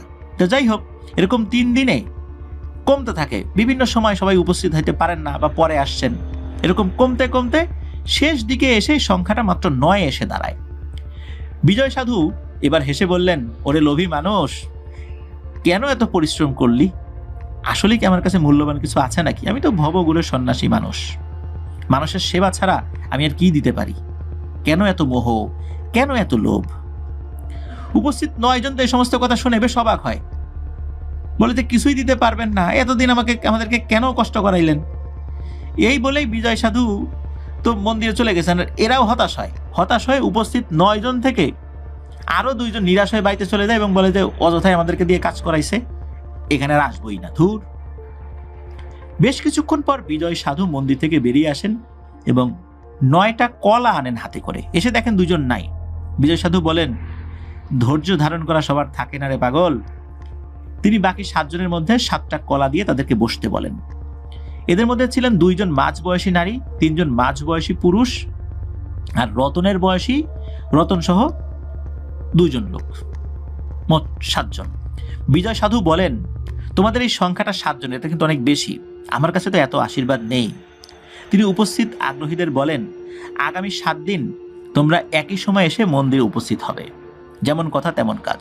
সত্যি দেখা গেল একজন মাঝবয়সী নারী এবং একজন মাঝবয়সী পুরুষ বাদ পড়ে গেছে, এখন সংখ্যাটা 5 জন। 7 দিন এভাবে অহেতুক মন্দিরে উপস্থিত করিয়ে ঠিক কি করতে চাইছিলেন কেউই বুঝতে পারছিলেন না। এবার বিজয় সাধু সবাইকে ধ্যানে বসিয়ে দিলেন, বললেন তিনি না বলা পর্যন্ত উঠা যাবে না। টানা 10 দিন ঘুমের অভাবে থাকা মানুষগুলো বেশ ক্লান্ত। রতন আর তার সমবয়সী ছেলেটা আর আরেকজন মাঝবয়সী নারী বাদে সবাই ধ্যান থেকে উঠে গেছে। বিজয় সাধু প্রায় 3 থেকে 4 ঘন্টা পর তাদেরকে ধ্যান থেকে তুলে বলেন, তোমরা 3 জন জয়ী হয়েছ, আমি তোমাদের মাঝে আমার আশীর্বাদ দিয়ে যেতে চাই, এজন্য তোমাদেরকে আমার সাথে এই মন্দিরেই থাকতে হবে, আমি না বলা পর্যন্ত কেউই বাড়ি ফিরে যেতে পারবে না। রতন এবং তার সমবয়সী ছেলেটা রাজি হলেও সমস্যা হলো ওই মধ্যবয়সী নারী, তার তো স্বামী ছিল, সন্তানাদি ছিল, শ্বশুর শাশুড়ি ছিল বাড়িতে।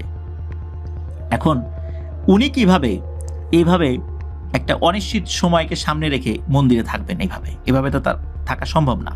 তিনি তার পরিবারের কাছ থেকে সম্মতি পান নাই। সম্মতি না পাওয়ার কারণটা যখন বিজয় সাধুকে বলেন, বিজয় সাধু হাসি মুখে তাকে বিদায় দিয়ে দেন, কারণ তিনি যোগ্য হলেও পারিবারিক যে কাজটা এটাই তার জন্য বেশি গুরুত্বপূর্ণ, এটা বলে বিজয় সাধু তাকে বিদায় দেন। তো বিজয় সাধু এবার 2 জনের উপর ওনার আশীর্বাদ দিবেন বলে 2 জনকে বিভিন্ন ধরনের সাধনায় লিপ্ত করেন। প্রথম 3 দিন নাকি তাদের কেবল ঘুমিয়ে কাটানোর নির্দেশ দেন বিজয় সাধু। এরপর আরো 5 দিন, এরপর 8 দিন তাদের কেবল ঘুমিয়ে কাটানোর নির্দেশ, কোনো কাজ করা যাবে না, খাবে দাবে ঘুমাবে। একটা সময় এরা দুজনে বিরক্ত হয়ে বিজয় সাধুর কাছে গিয়ে ক্ষমা চান এবং বলেন যে তাদের পক্ষে আর ঘুমানো সম্ভব নয়, এত ঘুমানো যায় নাকি। বিজয় সাধু ঘুম আর নির্ঘুমের যে পার্থক্য, মাত্রার অতিরিক্ত কোনো জিনিস এবং মাত্রাহীনতার কোনো জিনিস, এই মাত্রাতিরিক্ততা এবং মাত্রাহীনতা, এই দুটো সম্পর্কে দুজনকে শিক্ষা দিলেন এবং বললেন সবকিছুই কিন্তু নিয়ম মাফিক হওয়া জরুরি। যখন না ঘুমিয়েছিল তখন তোমাদের ঘুমের প্রতি মোহ ছিল, আর এখন এত ঘুমাচ্ছ, এখন আর ঘুম আসছে না। মোহ হলো সব কষ্টের মূল, সব নষ্টের মূল। যাই হোক, নানান নিয়ম সাধনার মাধ্যম দিয়ে নিজেদের অজান্তেই রতন ও তার সমবয়সী ছেলেটা একেবারেই পরিবর্তিত হতে থাকে এবং সন্ন্যাসী জীবনে অভ্যস্ত হয়ে যায়। এভাবেই চলতে থাকে দিন, সপ্তাহ, মাস। এদিকে কিন্তু পরবর্তী কালী পূজার সময়টা সন্নিকটে চলে আসে। এমন একটা সময় দেখা যায় যে আর 21 দিন পরেই কালী পূজা, আর ওই দিনের পরেই বিজয় সাধু উনি চলে যাবেন। রতন ও তার সমবয়সী ছেলেটাকে তার মূল্যবান আশীর্বাদ সম্পর্কে পরিচয় করিয়ে দেন যে কি সেই আশীর্বাদ। বিজয় সাধু তাদেরকে বসান এবং গম্ভীর স্বরে বলেন, শোনো, এখন এমন একটা বিষয় সম্পর্কে তোমাদেরকে বলবো যেটা আমি পেয়েছি, আর সেটা আমি তোমাদেরকে দিতে চাই। তার নাম রাজমোহিনী। বিজয় সাধু বলেন, আমি এখানে আসার পর তোমরা কোনো পরিবর্তন দেখেছো কি? কিছুক্ষণ চুপ থেকে রতন বলে, হ্যাঁ দেখেছি। বিজয় সাধু রতনের মনে সব সন্দেহের কথা শুনলেন, যে রতন কি কি সন্দেহ করেছিল। বিজয় সাধু রতনের বিচক্ষণ মনের প্রশংসা করেন। তিনি বলেন, ঠিকই জেনেছ, আমি অনেক সাধনার পরে পেয়েছি এই রাজমোহিনী। বিজয় সাধুর মতে রাজমোহিনীর ভালো দিকের থেকে খারাপ দিকই বেশি। তাদেরকে ভালো মন্দ দুদিকেই বুঝিয়ে বলেন বিজয় সাধু, এবং দুটো সরু স্বর্ণের পাতে তৈরি গোল করে মোড়ানো বহু মন্ত্র লিখিত দুটো কবচ তিনি টানা 21 দিন ধরে তাদেরকে দিয়ে বিভিন্ন ধরনের রিচুয়াল করিয়ে তাদেরকে দেন। সাথে কিছু কঠিন পালনযোগ্য নির্দেশনা দেন এবং কিছু বিষয়ে কঠিনভাবে নিষেধও করে দেন। কালী পূজার রাত্রে রতন এবং তার সমবয়সী ছেলেটার অনামিকা আঙ্গুলের রক্ত দিয়ে কিছু রিচুয়াল করা হয় এবং ওই কবজে টাচ করানো হয়, রক্ত লাগিয়ে দেওয়া হয়। পরদিন সকালে শুদ্ধ বস্ত্র পরিধান করে সূর্য ওঠার সাথে সাথেই সেটা তাদের গলায় ধারণ করিয়ে দেন বিজয় সাধু। বিজয় সাধু বলেন, আজ তিনি ঋণ মুক্ত, আজ তিনি নিজেও রাজমোহিনী থেকে মুক্ত, আজ থেকে তিনি একদম সাধারণ একজন মানুষ। তিনি আর সাধক নন, সন্ন্যাসী নন। আজ থেকে তার কথায় আর কেউ প্রভাবিত হবে না। আজ থেকে তার আর কোনো ধরনের আধ্যাত্মিক ক্ষমতা নেই, তিনি এটা থেকে মুক্তি লাভ করেছেন। আর এটাই নিয়ম, যোগ্য কোনো ব্যক্তিকে এটা দিয়ে নির্ভর হতে হয়, এটাই রাজমোহিনীর নিয়ম। বিজয় সাধুর দেয়া রাজমোহিনীর উপকার কিছুটা এরকম যে কোনো সৎ উদ্দেশ্য পূরণেই কেবল এই কবচ ব্যবহার করা যাবে। কবচ ধারণকারীর যে কোনো কথা সবাই মেনে নেবে বিনা কোনো শর্তে। কবচ ধারণকারী কখনো খাদ্য কষ্ট পাবে না। কবচ ধারণকারী যে কোনো জায়গায় মধ্যমণি হিসাবে সকলের কাছে পরিণত হবে। সর্বোপরি কবচ ধারণকারী কোনো কাজে বিফল হবে না। কঠোরভাবে কিছু নিষেধাজ্ঞাও আরোপ করেন বিজয় সাধু। কোনো নারীকে যদি সম্মোহন করা হয় তাহলে অবশ্যই তাকে বিয়ে করতে হবে। বিয়ে করা কিন্তু নিষেধ না এই কবচ ধারণকারী ব্যক্তির, কিন্তু ভুলেও একাধিক নারীর সঙ্গ যদি এই কবচ ধারণকারী করে তাহলে নিশ্চিত সাথে সাথে রক্তবমির মাধ্যমে তার মৃত্যু হবে। কবচ সাথে থাকা অবস্থায় কোনো মৃত ব্যক্তির সংস্পর্শে আসা যাবে না। কবচ ধারণকারী সবসময় পরিষ্কার শুদ্ধ শরীরে শুদ্ধ বস্ত্রে থাকবে। 24 ঘন্টার মধ্যে অন্তত একবার হলেও সেই রাজমোহিনী স্পর্শ করতে হবে, যদি তার শরীর থেকে বাইরে কোথাও সে খুলে রাখে। যদি কোনো কারণে এটা হারিয়ে যায় তবে কবচ ধারণকারী নিশ্চিত রূপে উন্মাদ হয়ে যাবে চিরতরে। আর এই কবচ সম্পর্কে কাউকে কিছু বলা যাবে না। কোনো অসৎ উদ্দেশ্যে এই কবচ নেওয়া যাবে না, তাহলে এই কবচ নিজে থেকেই সতর্ক সংকেত দিয়ে জানাবে। অন্য কারো শরীরে এই কবচ ধারণ করতে দেয়া যাবে না। এই রাজমোহিনী কখনো ত্যাগ করতে চাইলে তবে কাউকে এর যোগ্য করে উত্তরাধিকার দিয়ে যেতে হবে, নয়তো একেবারে নিজের মৃতদেহের সাথে সৎকার বা কবর দিয়ে দিতে হবে বা পুড়িয়ে ফেলতে হবে। যদি সৎকার করা হয় এটাও পুড়িয়ে ফেলতে হবে, কবর দিয়ে দিলে এটাও ওই মৃতদেহের সাথে কবর দিয়ে দিতে হবে, কারণ হিন্দু ধর্মের অনেক গোত্রে কবর দেওয়ার বিধান রয়েছে। সর্বোপরি এই কবচ ধারণকারী কখনো কোনো খারাপ কাজে অংশ নিতে পারবে না। এসব কঠিন শর্তে চিন্তিত হয়ে যায় দুজনই, কিন্তু অদ্ভুত বিষয় লক্ষ্য করেন দুজনই, কেন জানি গ্রামের নারী পুরুষ আবাল বৃদ্ধ সবাই তাদেরকে পছন্দ করা শুরু করেছে। অপরিচিত মানুষও তাদেরকে এমন আন্তরিকতা দেখাচ্ছে যেন অনেক দিনের পরিচিত। এদিকে কালী পূজার পরদিনই বিজয় সাধু গ্রামের সবার কাছ থেকে বিদায় নিয়ে চলে যান। এতদিনের সবার নয়নমণি বিজয় সাধু চলে যাওয়ার পরও কারো কোনো ভ্রুক্ষেপ নেই, সবাই ব্যস্ত রতন আর তার সমবয়সী ছেলেটাকে নিয়ে। অনেকেই কৌতূহল নিয়ে জানতে চায় বিজয় সাধু ঠিক কি মূল্যবান আশীর্বাদ দিয়ে গেছেন তাদেরকে, কিন্তু রতন এবং তার সমবয়সী ছেলেটা একেবারেই এড়িয়ে যায় বিষয়টা। ওই যে মন্দিরের পুরোহিত, তিনি হিংসার বশবর্তী হয়ে পড়েছেন, কিন্তু এখন তিনি সবকিছু গুছিয়ে দিলেন ওই কালী পূজার জন্য, তারপরে ওই বিজয় সাধুকে আশ্রয় দিলেন, অথচ তাকে কোনো আশীর্বাদ দিলেন না, দিলেন এই চ্যাংড়া দুটো ছেলেকে। তিনি সিদ্ধান্ত নেন এই দুজনকে কি মূল্যবান জিনিস দিয়ে গেছে সেটা তার জানতেই হবে।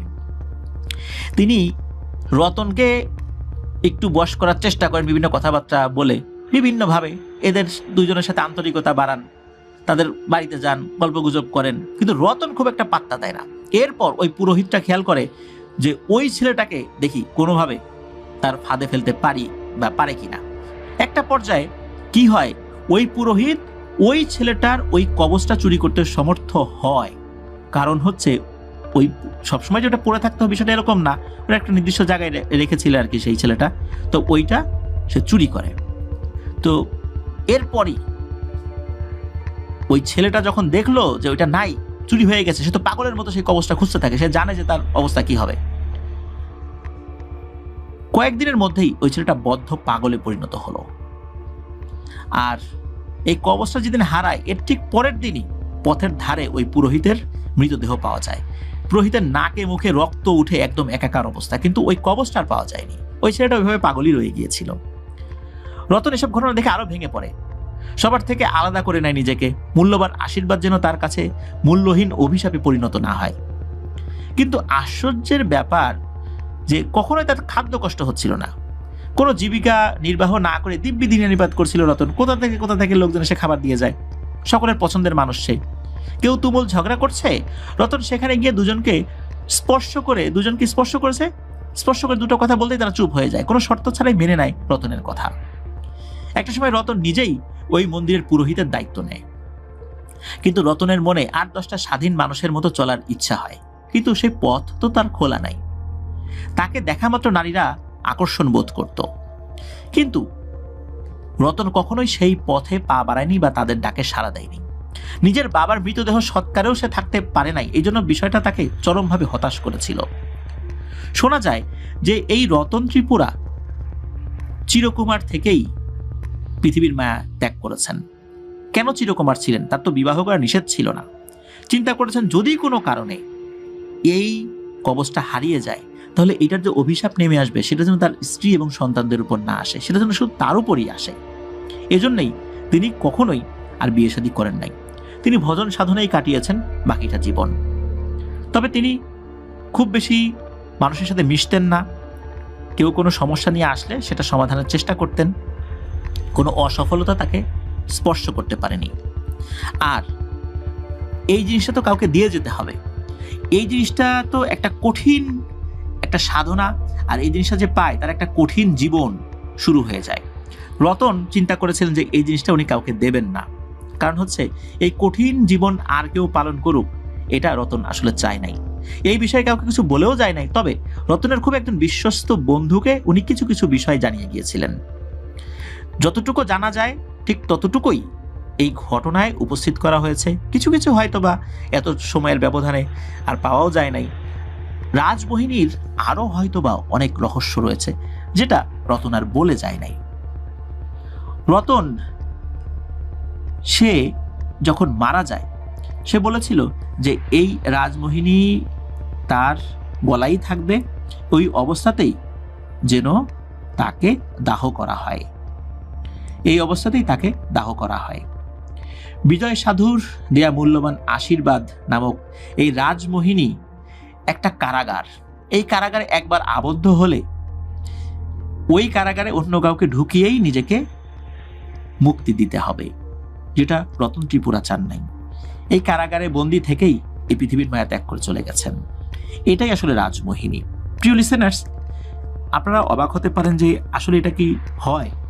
আপনারা যদি পিথাগোরাসের ইতিহাস পড়েন দেখবেন যে এই ভারতবর্ষে আসার পর উনি সম্মোহন বিদ্যা শিখেছিলেন, বান মারা শিখেছিলেন, যেটা উনি ওনার লেখনীতে উল্লেখ করেছেন। এই রাজমোহিনীর মতো এরকম বেশ কিছু বিষয় কিন্তু রয়েছে, মানুষকে সম্মোহন করে ফেলা যায়। এটা বিভিন্ন ধর্ম, আমরা বিভিন্ন ধর্মে, ইসলাম ধর্মেও কিন্তু এই বিষয়ে বলা যায় যে সম্মোহনী বিদ্যা সম্পর্কে ধারণা দেয়া আছে। তবে সেটার পদ্ধতি শরিয়া সম্মত নয়। আমাদের ধর্মে এই বিষয়গুলো অ্যালাউ না থাকলেও অন্যান্য ধর্মগুলোতে সেটা হয়তো বা অ্যালাউ রয়েছে। তো রতন ত্রিপুরা তিনি মারা গিয়েছেন এটা সত্য, কিন্তু আরেকজনকে এই কঠিন জীবনটা পালন করতে দেন নাই। এটাই রাজমোহিনী। এটা নিয়ে অনেক চটকদার বিজ্ঞাপন রয়েছে। বুঝতেই পারছেন যে আসলে এটা পাওয়া কতটা কঠিন ব্যাপার। এটা এইভাবে পাওয়া যায় না। লোভ থাকলে এটা পাওয়া যায় না। যদি কেউ বিজ্ঞাপন দিয়ে বলে যে তার কাছে রাজমোহিনী আছে, তাহলে বুঝতে হবে তার তো লোভ আছে। তার লোভ থাকা মানে হচ্ছে তার কাছে রাজমোহিনী নাই। এটা যেন আমরা বুঝতে পারি। কেউ যেন আমাদের মূল্যবান কোনো জিনিস এই ধরনের ভণ্ডদের কাছে না দিই। প্রিয় লিসেনার্স, আজকের এপিসোড এ পর্যন্তই ছিল। ধন্যবাদ জানাচ্ছি, অসংখ্য ধন্যবাদ জানাচ্ছি আমাদের জয় বড়ুয়া ভাইকে। সেই সাথে ধন্যবাদ জানাচ্ছি বকুল ভাইকে, যিনি একটা ঘটনা জয় বড়ুয়া ভাইকে দিয়েছেন। সেই সাথে ধন্যবাদ জানাচ্ছি নারায়ণ তান্ত্রিককে, যিনি তার ঘটনা প্রকাশের অনুমতি দিয়েছেন। প্রিয় লিসেনার্স, দূর দূরান্ত থেকে যারা আমাদের ঘটনা শুনছেন, দূরে কাছে যারা যেখানে আছেন, সবাইকে আবারও ঈদ মোবারক জানাচ্ছি। এরপর আসছে সৌমিত্র রয়ের একক এপিসোড, শুনতে ভুলবেন না। ইনশাল্লাহ ঈদের দ্বিতীয় দিন রাত 10:59 আমাদের ঈদ স্পেশাল এপিসোড প্রচারিত হবে। শোনার আমন্ত্রণ জানিয়ে বিদায় নিচ্ছি। সবাই ভালো থাকবেন, সুস্থ থাকবেন, আমার জন্য দোয়া করবেন, আমার পরিবারের জন্য দোয়া করবেন, আপনাদের জন্য দোয়া রইল, আপনাদের পরিবারের প্রত্যেকের জন্য দোয়া রইল। মহান আল্লাহ সুবহানাহু ওয়া তাআলা আমাদেরকে ভালো রাখুন, সুস্থ রাখুন, নিরাপদে রাখুন, আপনাদের ওয়ার্ল্ডের সাথে রাখুন। আসসালামু আলাইকুম। রাজ